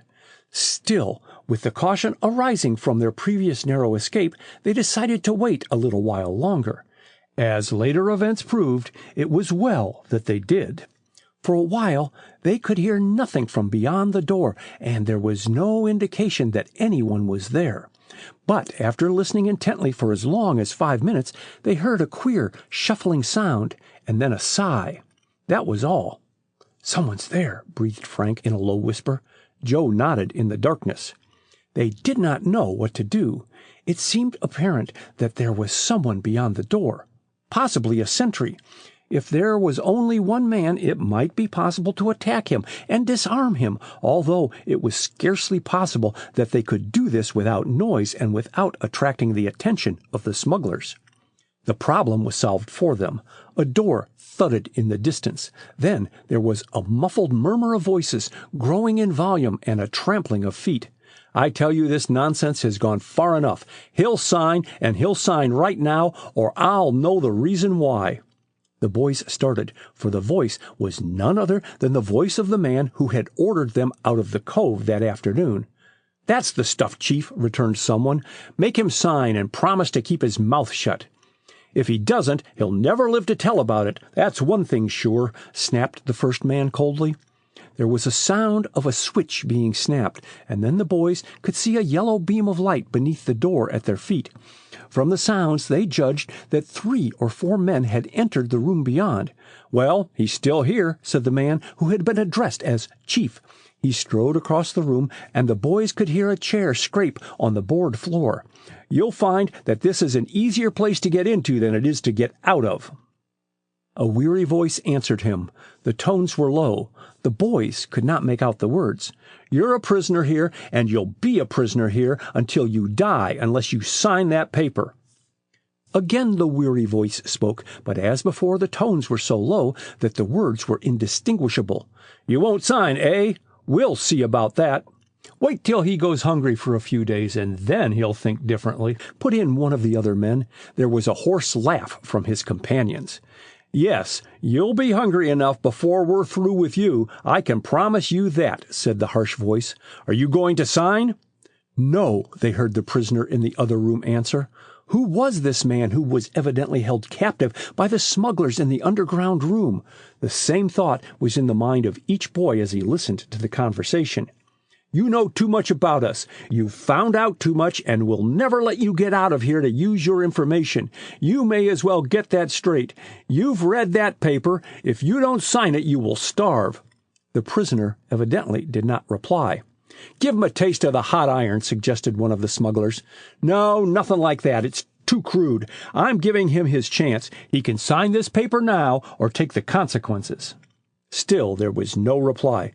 "Getting obstinate, are you? Won't you even answer me?" The leader of the gang was evidently getting angry. Suddenly he shouted out, "Sign this paper, Hardy, or you'll starve as sure as my name is Snackley." Chapter 19. Captured. The worst fears of the Hardy boys were realized. They had been unable to distinguish clearly the voice of the prisoner until then, for it had been muffled by the intervening door. But all along they had suspected that it was their father. Now they knew, and they knew also that he was a captive of Snackley, the head of the gang of smugglers. Joe gave a perceptible start, but Frank laid a warning hand on his brother's arm. Now, of all times, there was need for caution. They listened. "I won't sign it," replied Fenton Hardy clearly. Snackley replied, "You heard what I said. Sign or starve." "I'll starve." "You'll think differently in a day or so. You're pretty hungry now, Hardy, but you'll be a lot hungrier later on. And thirsty, too. You'll be ready to sell your soul for a drop of water or a bite to eat." "I won't sign." After all, we're not asking very much. You've discovered a number of things that we want you to forget about. It won't hurt you to go back to Bayport and say that you couldn't find out anything about us. Nobody knows where you have been. I found out all I wanted to know about you, Snackley. I've got enough evidence to send you to the penitentiary for the rest of your life, and I have more than that. What do you mean, more than that? I know enough to have you sent to the electric chair. There was a sudden commotion in the room, and 2 or 3 of the smugglers began talking at once.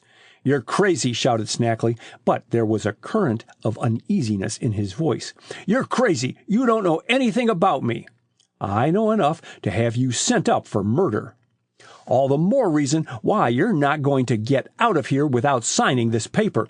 You can count yourself lucky you even have this chance of getting out alive. By all rights, we should knock you on the head and heave you over the cliff into the sea." "I won't sign." "Don't be foolish. All we ask you to do is to agree that you won't make use of the information you have. I admit that you've stumbled on some of our secrets, and we can't afford to turn you loose and have the federal agents about our ears in no time." "You must trust me very much. What is to prevent me from signing that paper and then going back on my word?" asked Fenton Hardy curiously. "You know too well, Hardy. We know that if you signed that promise, you would keep it." "Exactly, and that is why I won't sign it. I wouldn't be doing my duty if I agreed to any scheme that would protect you." "How about your family? Are you doing your duty by them by being so obstinate?" There was silence for a while. Then Fenton Hardy answered slowly. "They would rather know that I died doing my duty than have me come back to them as a protector of smugglers and criminals." "You have a very high sense of duty," sneered Snackley, "but perhaps you'll think better of it after a while. Are you thirsty?" There was no reply. "Are you hungry?" Still no answer.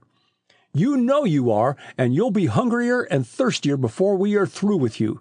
We'll put food and water in your sight, but you won't be able to reach it. You'll die of thirst and starvation unless you sign that paper." "I'll never sign it." "All right, come on, men. We'll leave him to himself and give him time to think about it." Footsteps resounded as Snackley and the others began to leave the room, and finally they died away and a door banged. Fenton Hardy was left alone. Joe made a sudden move toward the door, but Frank restrained him.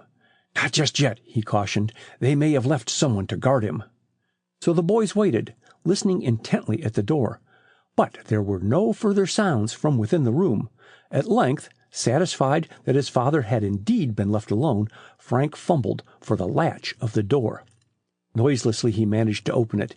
He pressed in on the door until it was open about an inch. Then he peeped through the aperture. He found himself on the threshold of a sort of cellar, a damp, moldy chamber of about the same size as the storage room in that heart of the cliff, with the difference that whereas the first room was a cave in the rock, this had been dug out of the earth.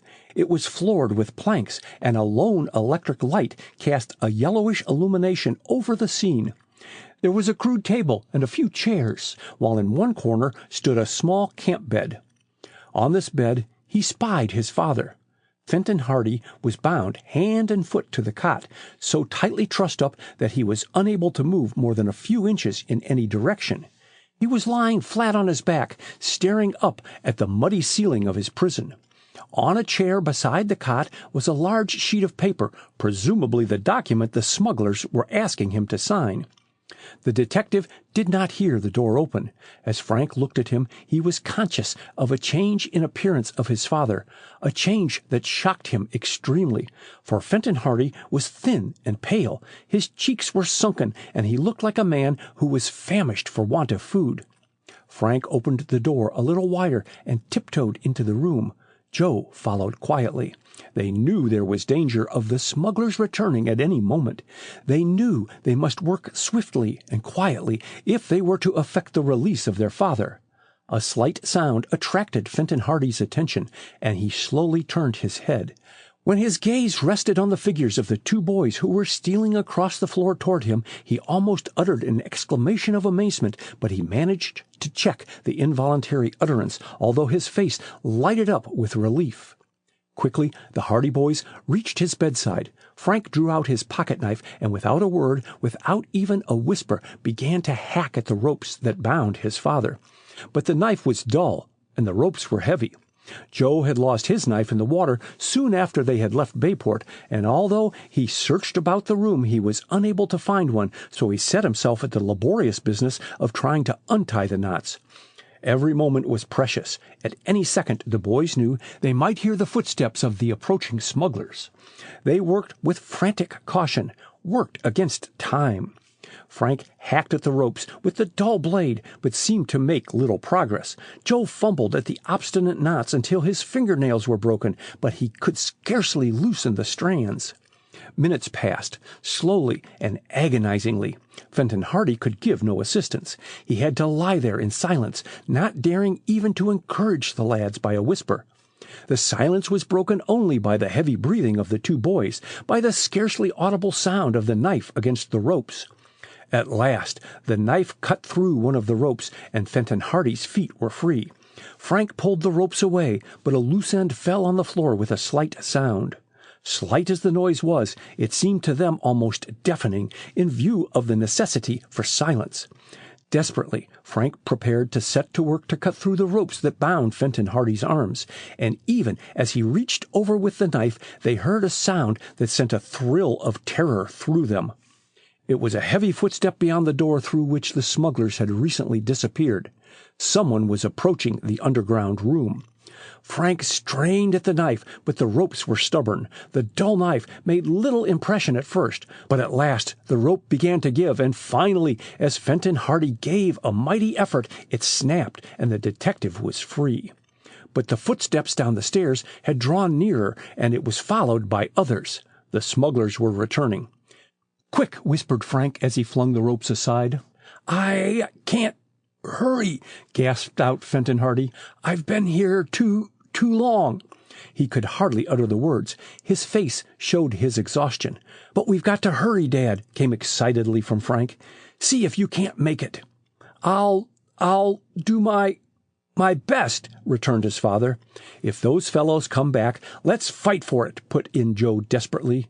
"You bet we'll fight," answered Frank in a voice that meant a great deal. Fenton Hardy got to his feet as hastily as he could, but when he stood up on the floor, he reeled and would have fallen had not Joe grasped his arm. He had been lying bound to the cot for so long, and he was so weak from hunger, that a fit of dizziness had attacked him. It soon passed, however, and the three hastened toward the door through which the Hardy boys had entered. But the smugglers were very close now. The Hardys could hear the coarse voices just outside the other door. There was no chance of escape. Just as the Hardy boys and their father crossed the threshold, the door on the opposite side of the room was flung open. Frank had a confused glimpse of the dark man Snackley, whom they had seen in the cove that afternoon, and a half-dozen rough men crowding behind him. Then he saw Snackley whip a revolver from his pocket.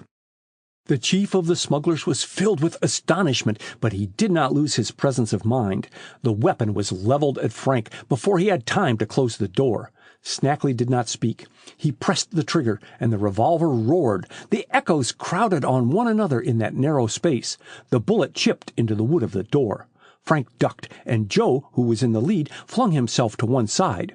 Fenton Hardy stumbled out onto the landing at the top of the stairs. "Come back!" roared Snackley, plunging across the room. "Come back or I'll fire again!" As the smuggler drew closer, Frank crouched for a spring, and then leaped directly at Snackley. He struck out at the man's wrist, and the revolver flew out of the rascal's grasp, skidding across the floor into a corner. Then they grappled, and so sudden had been Frank's attack that the smuggler was taken by surprise, and he reeled up against the wall. But his companions rushed to his rescue. Frank was swiftly overpowered and dragged away, while other smugglers with drawn revolvers pursued Joe and Fenton Hardy out onto the landing. Being unarmed, they were forced to submit. Otherwise, they would have been shot without mercy. The struggle was short. The menacing revolvers gave the smugglers the upper hand.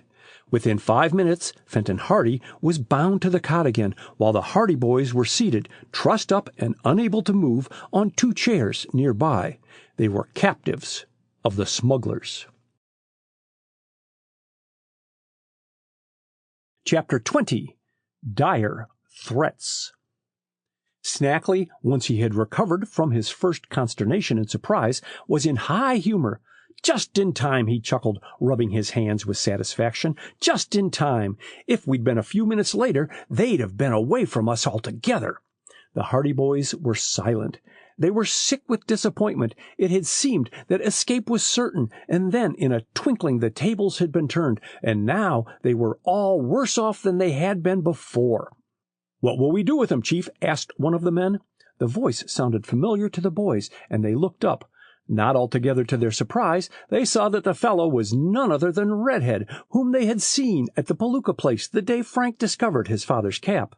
"Do with them?" exclaimed Snackley. "That's quite a problem. We have 3 on our hands now, where we had only 1. We have to make 3 people keep their mouths shut instead of only 1. We have 3 people to keep guard over now." "We ought to do what I wanted to do in the first place," declared Redhead doggedly. "As long as Hardy is alive, he's dangerous." "You mean we should get rid of him?" "Sure. We ought to get rid of him, and get rid of those boys of his, too." "That's easier said than done," returned Snackley, but with a sinister look at the man on the cot. "I should think you have enough on your conscience already, Snackley," exclaimed Fenton Hardy. "But I suppose you're hardened enough for anything," he added bitterly. He was thinking more of his sons and their possible fate than of himself. "Don't you bother about my conscience," sneered Snackley, but a shadow crossed his face. "What do you know about me, anyhow?" he demanded roughly. "I know all about what happened to Felix Palooka. He had a big treasure hidden in that house on the cliff, and you got it, and then you started to use the place for your smuggling operations." "Oh, shut up," Snackley snapped. "I'm going to fix you and those kids of yours, too. Just wait and see." 4 of the smugglers had been whispering among themselves at the back of the room during this talk between the chief smuggler and the detective, and now one of these men stepped forward. "Got a word to say to you, Chief," he began, addressing Snackley. "What is it now?" The chief smuggler's voice was surly. "It's about what's to be done with these 3, now we have 'em prisoners," returned the man hesitatingly. "Of course, your business is your own, and we're not asking any questions about what happened to Felix Palooka, but we're in this game for smuggling, see? We don't stand for anything that's too red-handed." "That's the truth," put in another of the men. "Kinda chicken-hearted," sneered Snackley. "You look out, or I'll fire the lot of you." "No, you won't, Chief," replied the first man who had addressed him. "We've helped in this smuggling, and we're going to have our full share of what's coming to us." "We've got another plan about those 3 prisoners," put in a fellow who had not yet spoken. "I think it would work out grand." "What plan?" questioned the chief smuggler briefly. "We've been talking about Li Chang." "What about him?" "Turn him over to Li Chang. He's sailing back to China in the morning. Have him put on board his ship." Snackley scratched his head for a moment. Evidently the idea caught his fancy. "Not bad," he muttered. "I hadn't thought of Li Chang. Yes, he'll be able to look after them. He'd see to it that they never returned," and he grinned grimly. "He'd probably dump 'em overboard before they got to China at all," declared Redhead smugly. "Li Chang doesn't like to feed passengers if they can be got rid of." "So much the better. We won't be responsible." "Leave it to Li Chang. The old villain would just like to have 3 white men in his power. He'll attend to them." Snackley reached over and picked up the document from the floor, where it had fallen in the struggle. He glanced at it and then tore it into pieces. "We won't need this. You've lost your chance, Hardy. If you had signed it, you would have been free by now. But you'll never be free, not with 3 of you knowing our secret. It's too risky. You'll all be turned over to Li Chang. He brought in a little cargo this week, and his ship is to sail in the morning. You can go with him." Fenton Hardy was silent. He had resolved not to plead for his own safety. "Well," said Snackley, "haven't you anything to say?" "Nothing. Do with me as you wish, but let the boys go." "We'll stick with you, Dad," said Frank quickly. "We sure will," added Joe. "You certainly will," declared Snackley. "I'm not going to let one of you have the chance of getting back to Bayport with your story." The chief of the smugglers stood in the center of the room for a while, contemplating his captives with a bitter smile. Then he turned suddenly on his heel. "Well, they're safe enough," he said to Redhead. "We have that business with Burke to attend to. You 2, he said, speaking to 2 of his men, had better go down to the cove and take the rowboat out. Signal to Li Chang that we need the motorboat sent in at once. The rest of you come and help load Burke's truck. If any nosy policeman came along and found it in the lane, we'd be done for." "How about them?" asked Redhead, indicating the prisoners. "They're safe enough, but I guess we'd better leave one guard anyway. Malloy, you stay here and keep watch." Malloy, a surly, truculent fellow in overalls and a ragged sweater, nodded and sat down on a box near the door. This arrangement seemed to satisfy Snackley, and after warning Malloy not to fall asleep on the job and to see to it that the prisoners did not escape, he left the room, followed by Redhead and the other smugglers, with the exception of 2 who left by the other door. Their footsteps could be heard as they went down the flight of stairs leading to the bottom of the cliff. A heavy silence fell over the room after the departure of the smugglers. Malloy crouched gloomily on the box, gazing blankly at the floor. The butt of a revolver projected from his hip pocket. Frank strained against the ropes that bound him to the chair, but the smugglers had done their task well. He could scarcely budge. "We're done for, I guess," he heard Joe say. Frank seldom gave up heart, but this time he could see no ray of hope. "I'm afraid so. Looks as if we'd be with Li Chang by morning." "But we don't want to go to China, Frank." "We may never get to China, Joe. Didn't you hear what they said? For all we know, that rascally Chinaman, whoever he is, may heave us overboard when he gets well out in the ocean." "You fellows shut up," growled Malloy. "Shut up, I tell you, or I'll make it hot for you," and he tapped his revolver suggestively. After that, an ominous silence fell between the prisoners. Frank and Joe were downhearted. It looked as if their fate were sealed. Chapter 21. Quick Work. The Hardy boys glanced over at their father on the cot. To their surprise, they saw that he was smiling. Frank was on the point of asking him what he found in the situation to smile at when he caught a warning glance. He looked over at the guard. Malloy was not bothering with the prisoners. He was not even looking in their direction. Instead, his head was already beginning to nod, as though he were going to sleep. Snackley had made a poor selection when he chose Malloy as guard. The man had been up the entire previous night helping bring in the shipment of smuggled goods from Li Chang's vessel, and he had had no sleep that day. He was very tired. Sleep stole upon him without his being aware of it. Several times he straightened up and rubbed his eyes, but eventually he would bow his head again and give in to the luxury of a little doze. In the meantime, Mr. Hardy was busy. He had profited by his previous experience. When the smuggler seized him and attempted to tie him to the bed for the second time, he had made use of a trick frequently employed by magicians and professional escape artists, who guarantee to escape from ropes and straitjackets. He had expanded his chest and held his muscles rigid, keeping his arms as far away from his sides as possible, so that later, when he relaxed, he found that the ropes did not bind him as tightly as his captors had intended. This gave him a small leeway. He found that the ropes were especially slack about his right wrist, so he began to work laboriously to free himself. For a long time he thought it would be impossible, and the rope chafed his wrist, but at last he managed to slide his hand free.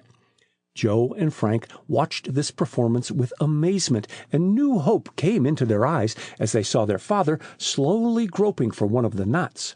The detective fumbled at it for a while. It was slow work, for he had but one hand free, and in their haste the smugglers had not tied the knot as firmly as they should, and before long Fenton Hardy had loosened it to such an extent that soon the ends of the rope fell away. His arms were now free, so he braced himself against the sides of the bed and struggled to release his feet. They had not been bound so securely, being simply tied down under one strand of rope about the cot, and after silently struggling for a few minutes he was able to work his way free. The detective's next move was to take off his boots, which he did swiftly and quietly, placing them noiselessly on the bed. Then he crept out onto the floor and began to steal over toward the guard.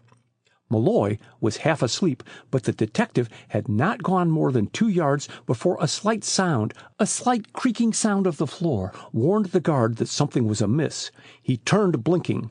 A look of intense amazement crossed Malloy's face, and he opened his mouth to yell for help, but Fenton Hardy leaped across the intervening space and hurled himself upon the smuggler before the guard had time to utter more than a muffled gasp. He clapped one hand over Malloy's mouth and bore the guard to the floor, where they rolled over and over in a desperate and silent struggle. Although Fenton Hardy was weakened by his imprisonment and privation, and although the smuggler was strong and wiry, the detective had the advantage of a surprise attack, and Malloy had no time to collect his faculties. Joe and Frank watched the battle in an agony of suspense. It was, they knew, their last hope. Fenton Hardy still kept his hand over the other man's mouth, although Malloy was gasping and gurgling and making frantic efforts to call out for help. The detective dug his knee into Malloy's stomach, and when the smuggler tried to wriggle out of the way, he snatched for the revolver.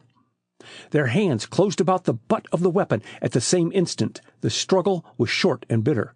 Malloy tugged at the revolver, trying to draw it from his pocket. Fenton Hardy dug his knee sharply against the man, and Malloy loosened his grasp with a groan of pain.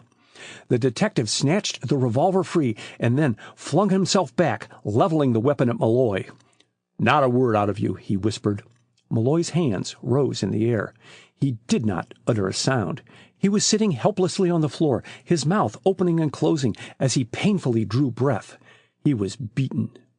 The detective spied a knife in a leather sheath at the smuggler's belt, so he reached forward and seized the weapon.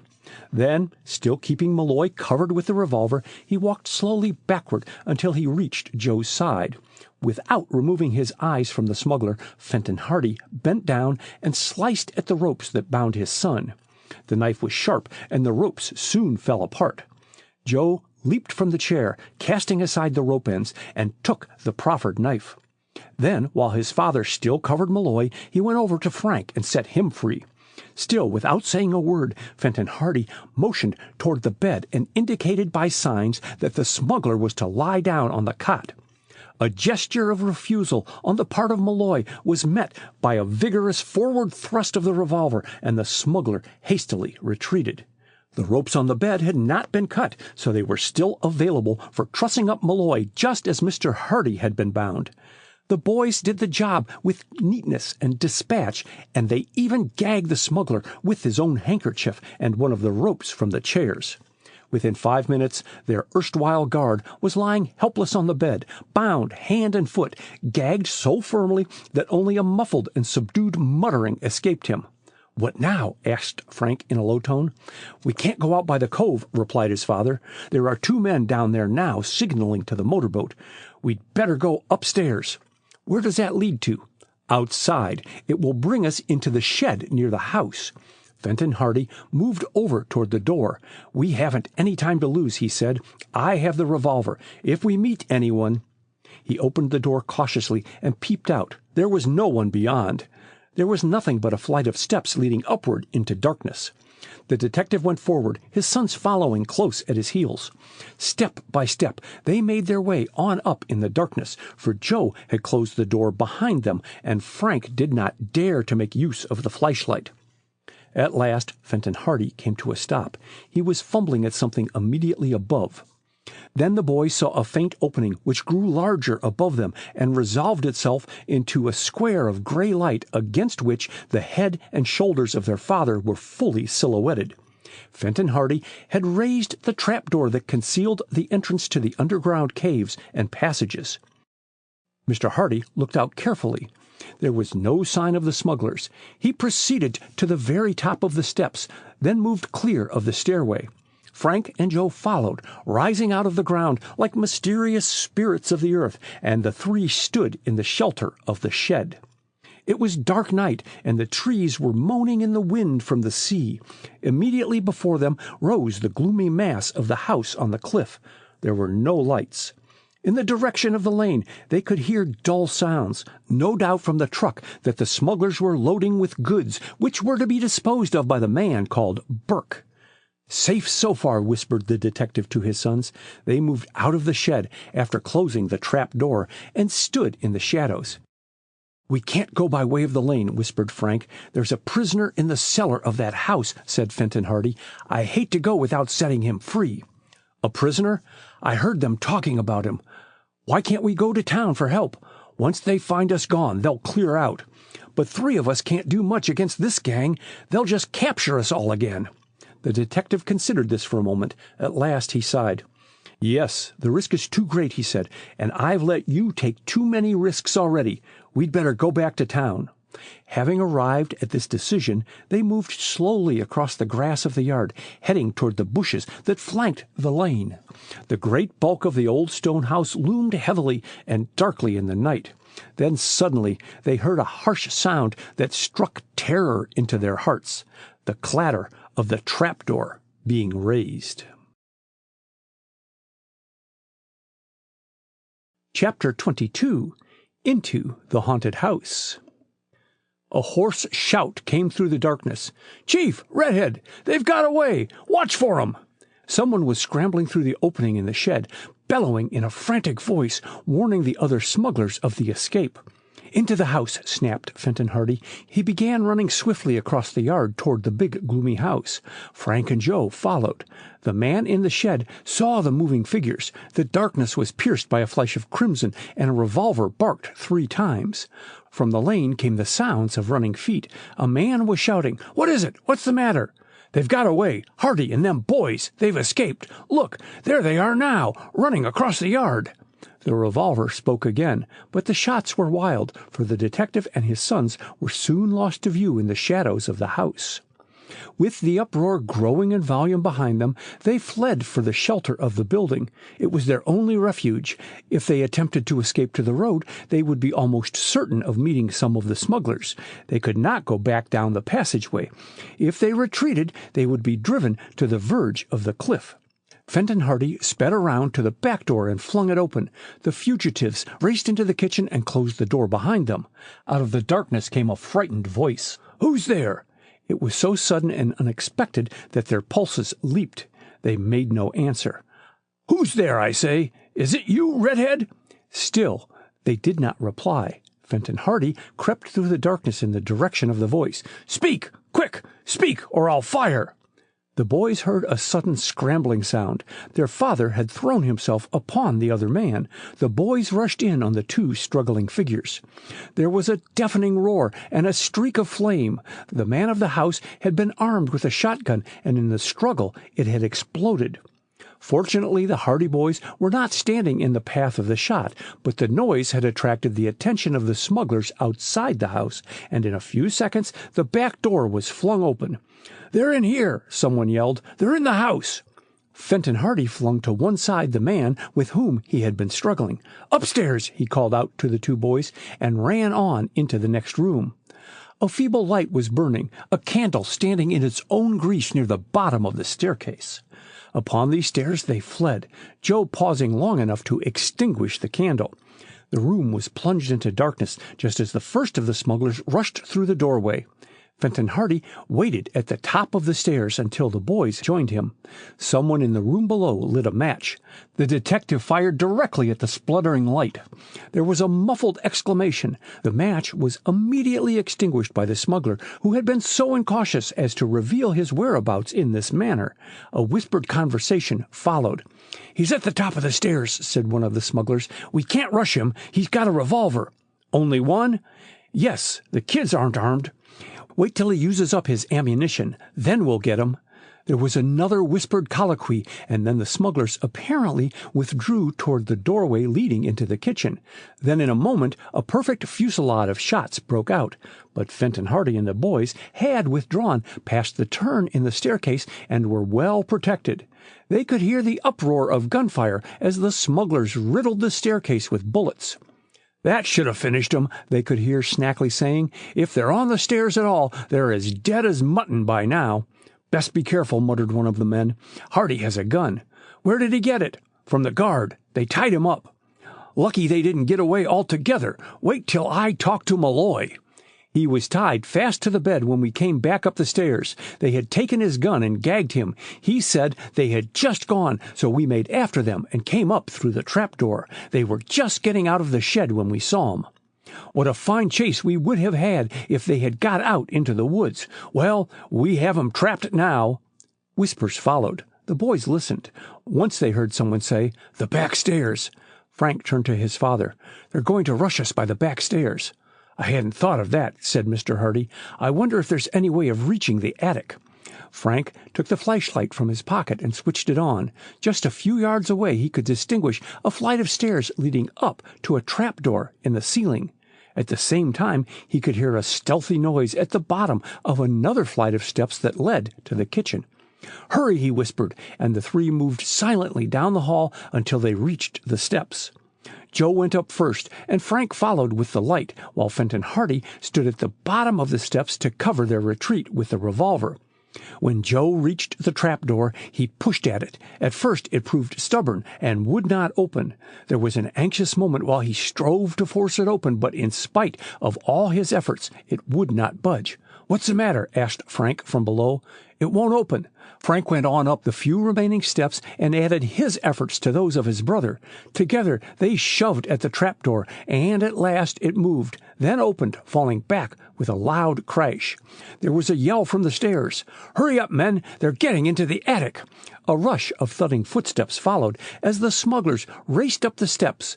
Joe scrambled through the opening and Frank followed. Fenton Hardy was only halfway up the steps, however, when the first smugglers reached the hallway. The detective fired directly at them. The smugglers, who were in the lead, fell back in a desperate attempt to reach cover, and in doing so they collided with those behind.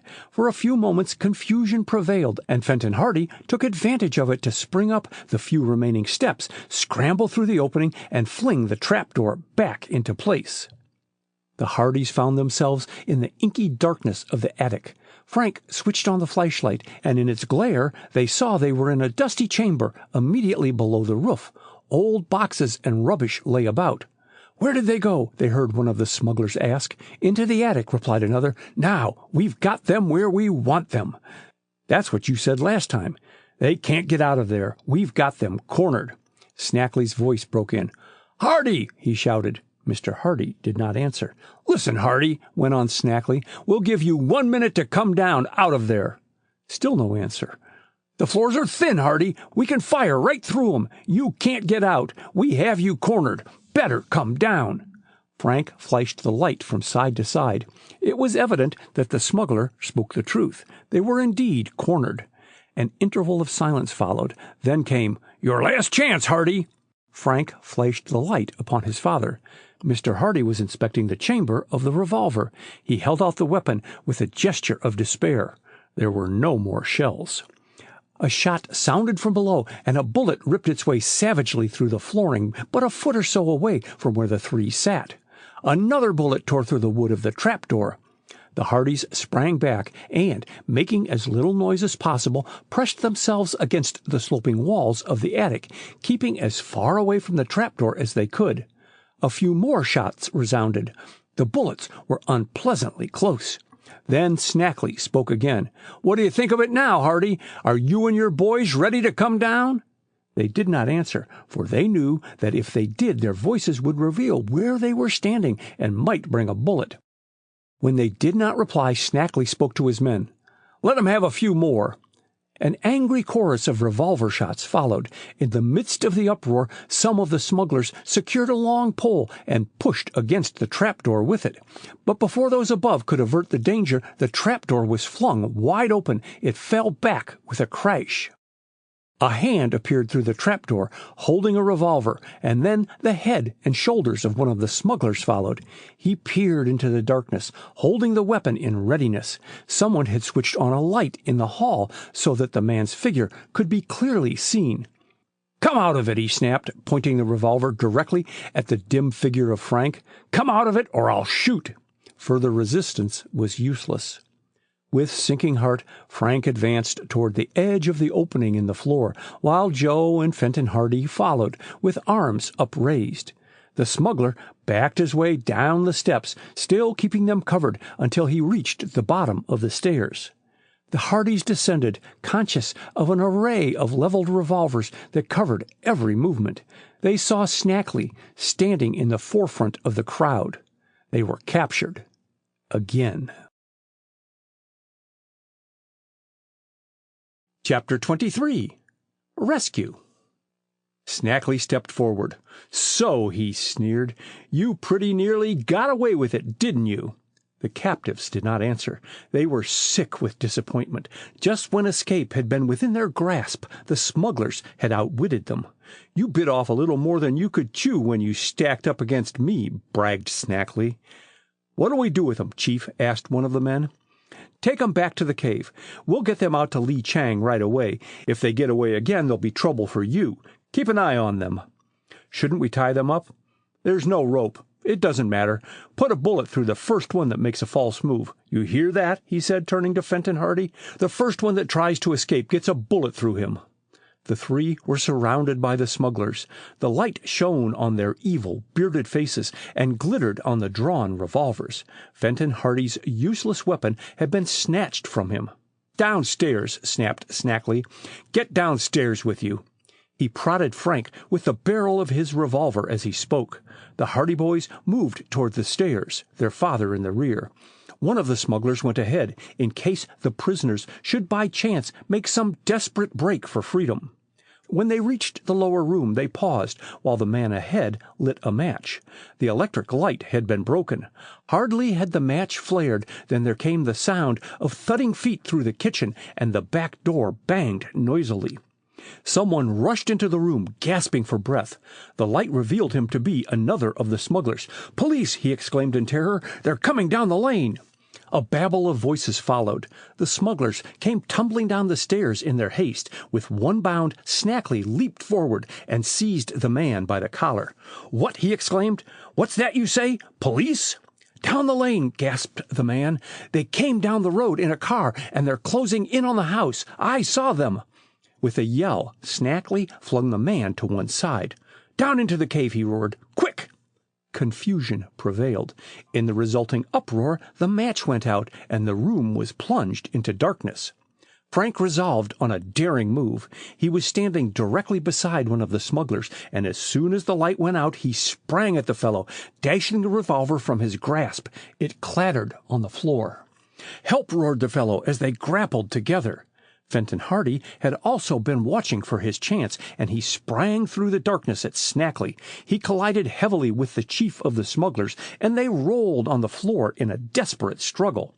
It was impossible to distinguish friend from enemy in the darkness. Joe plunged into the midst of the surging figures, and his fist smashed against the face of one of the smugglers, who gave a howl of pain. Then, outside the house, another uproar burst forth. Someone was banging on the front door. Men could be heard shouting to one another. Snackley made a desperate effort and managed to get to his feet. He struck out with both fists and managed to break free from the detective. He whirled to one side, stumbled out into the kitchen, and then reached the back door. He flung the door open. Almost instantly a dark figure appeared in the doorway. It was the figure of a man in the uniform of a state trooper with drawn revolver, and Snackley shouted the warning to the smugglers in the other room. "The police!" he roared. "Every man for himself! Make your getaway!" The trooper shot through the doorway at him, but Snackley dodged to one side. There was a rush of footsteps from the other room as the rest of the smugglers raced out into the kitchen. The officers tried to hold them back, but there were too many for him, and he was hurled against the wall. Utter confusion prevailed. The place was in absolute darkness, and out in the yard, shots, shouts, and hoarse imprecations mingled in an indescribable uproar. One of the smugglers managed to reach the shed. He flung open the trapdoor and descended the steps. Some of his companions followed, and in the darkness and excitement their escape was unnoticed. Half a dozen police officers were in the yard. They had been attracted to the house by the sound of the shots when the Hardys were pursued by the smugglers, and they had planned to surround the place. They would have succeeded in capturing the entire gang had it not been for the man on guard outside. Back in the living room of the house, Frank was still struggling with his antagonist. The man was strong and heavy, a rough-and-tumble fighter, and the boy soon found that he had his hands full. They struggled desperately in the darkness, the smuggler frantic with fear of capture, Frank grimly resolved that the man should not get away.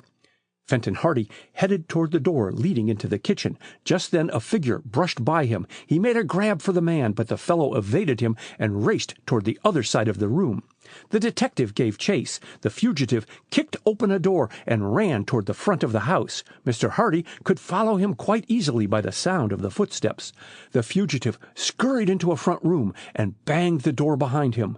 Mr. Hardy launched himself against the door, which had a lock that snapped when the door shut. For a moment he was balked. Then he stepped back a few steps and rushed at the door, plunging at it with his shoulder. The woodwork splintered. Another rush, and the door fell open. The detective reeled into the room. His fugitive had disappeared, but the room was faintly lighted, as there was a wide window, and in the gloom the detective could see a dark patch in the floor. It was a trapdoor leading evidently to the cellar. He went down through the opening, finding a flight of stairs which he descended. He could hear footsteps receding through the darkness, but he made his way across the uneven floor of the cellar. The detective stopped and listened. He heard the hurrying footsteps as the smuggler went on to the far end of the cellar. Then, to his great surprise, he heard a voice. In the distance he saw a faint glow of light. Then he saw that the cellar was divided into two parts, and the fugitive had entered a small room. He crept closer. "What's happening?" he heard someone say in a weak voice. "Everything," snarled a voice, which he recognized as that of Snackley. The detective's heart leaped. "Everything is happening. The police are here." "The police?" "Yes, the police, state troopers, federal officers and all. But don't think you're going to have a chance of squealing on us. I'm going to fix you as I should have done a long while ago." The other voice rose, replete with terror. "No, no, you won't do that, Snackley. Let me live." Fenton Hardy crept swiftly over to the door. He saw Snackley standing by a small cot in a cell-like room. On the cot crouched a haggard man whose hands were handcuffed behind him. His feet were shackled to one leg of the iron cot. Snackley, with a grim look of cruelty on his face, was raising a heavy club he had picked up. There was no time to lose. The detective sprang through the doorway. He plunged at Snackley just as the smuggler raised the club to strike. Snackley reeled against the wall, with Fenton Hardy at his throat. Desperately, the smuggler tried to raise the weapon, but the detective had seized his wrist. They swayed to and fro, stumbling about on the muddy floor. Mr. Hardy had the advantage in that he had taken Snackley by surprise. He pinned the smuggler against the wall, twisting his wrist. The club fell to the floor. Snackley plunged forward, and they lost their footing, rolling about in the mud. Suddenly, Fenton Hardy wrenched his arm free, sprawled over, and managed to seize Snackley's revolver. He pressed it against Snackley's side. The smuggler gave in. He flung his arms above his head. "I'm licked," he muttered sullenly. They got slowly to their feet, Fenton Hardy keeping a watchful eye on the captive. Upstairs they could hear the uproar continuing as the police still gave battle to the smugglers. "Upstairs," snapped the detective curtly. Without taking his eyes off Snackley, he said to the man on the cot, "We'll come back for you later, Mr. Jones." Chapter 24. The Roundup. The Hardy boys, in the meantime, were in the thick of the struggle. Frank fought desperately with the smuggler he had assailed in the living room of the house, while Joe raced across the yard toward the trapdoor leading to the underground caves. He found that although 3 of the smugglers had been captured by officers in the yard, and that as many more were fighting to escape, none of the police had as yet learned of the trapdoor down which some of the men had disappeared.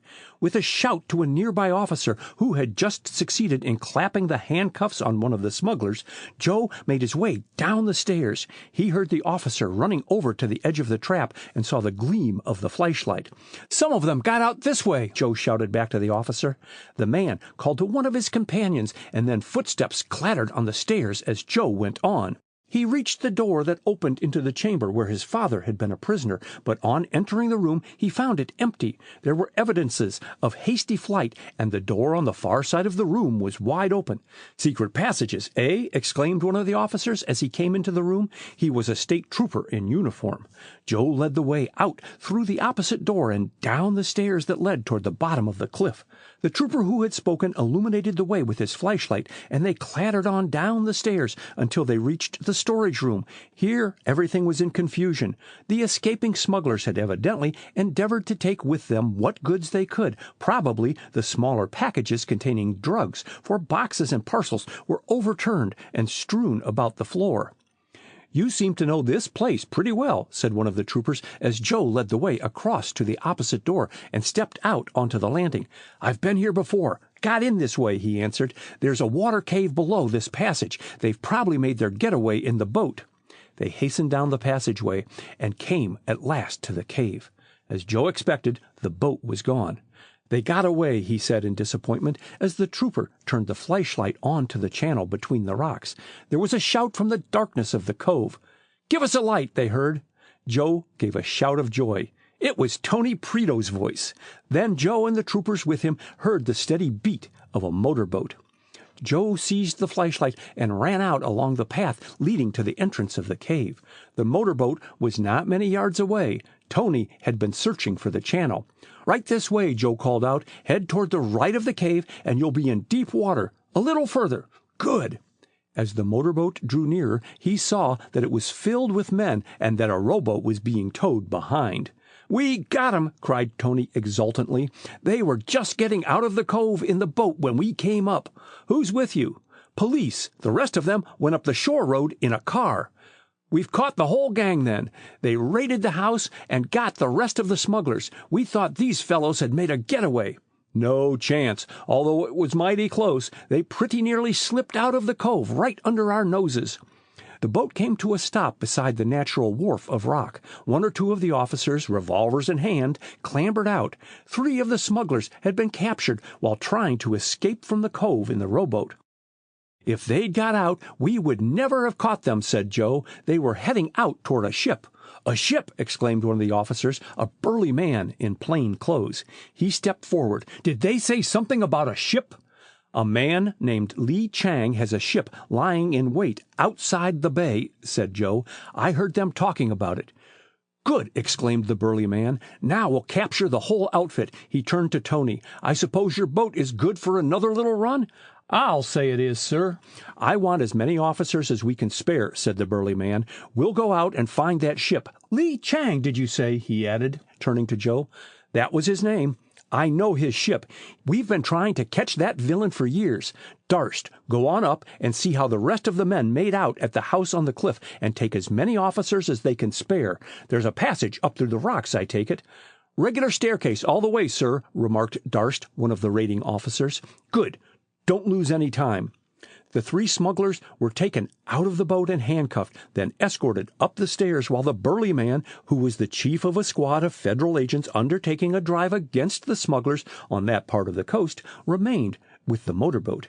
Within a short time Darst returned with 3 more officers. He reported that a clean sweep had been made at the house. "They have 'em all handcuffed and sitting in the kitchen," he said. "Mr. Hardy got Snackley." "Snackley!" exclaimed the federal man. "Is this his gang?" "Yes, sir. He got Snackley in the cellar. One of his sons tackled Redhead Blount, one of Snackley's sidekicks, and held him down until the police came in. Then we brought our 3 in, so that finished the roundup."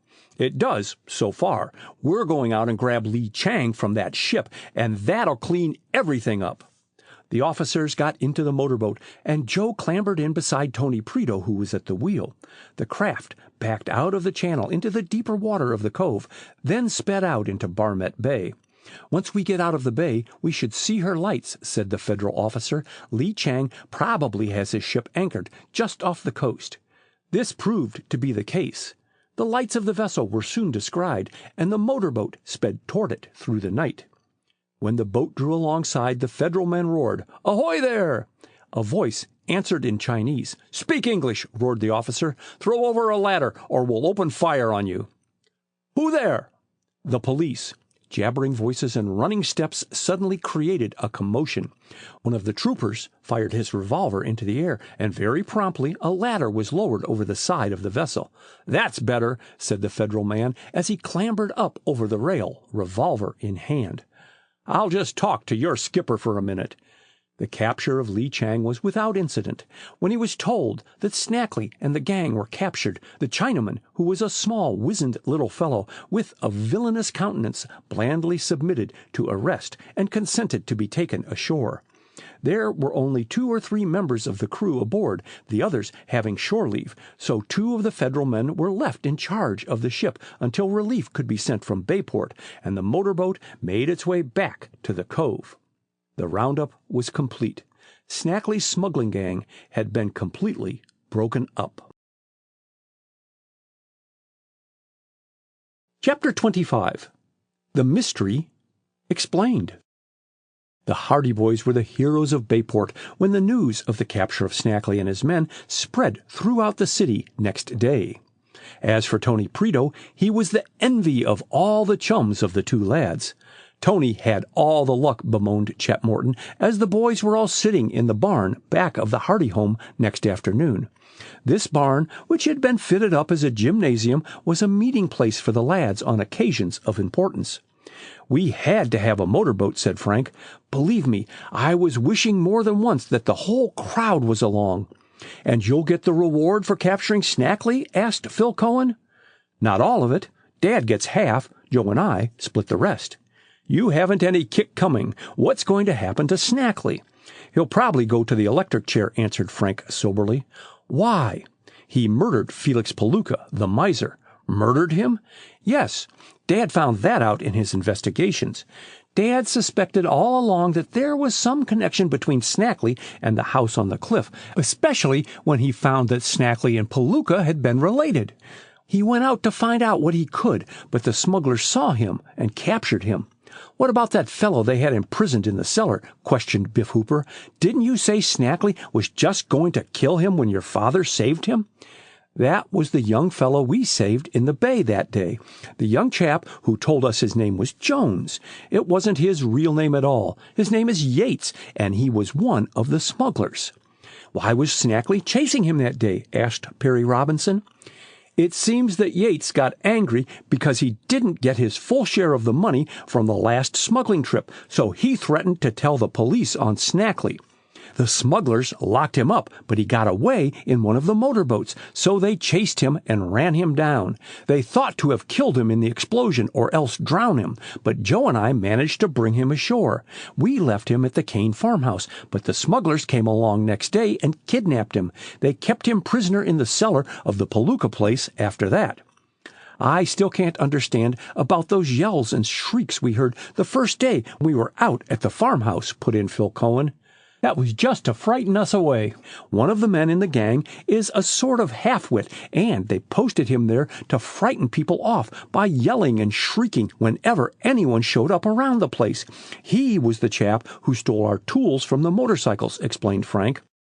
"But after our visit there," added Joe, "they thought it was too dangerous and that there might be an investigation, so they put Redhead and his wife and one of their men there to pose as renters of the place." "So there weren't any ghosts at all," exclaimed Jerry Gilroy. "Nary a ghost," laughed Frank. "Snackley explained everything this morning in a confession.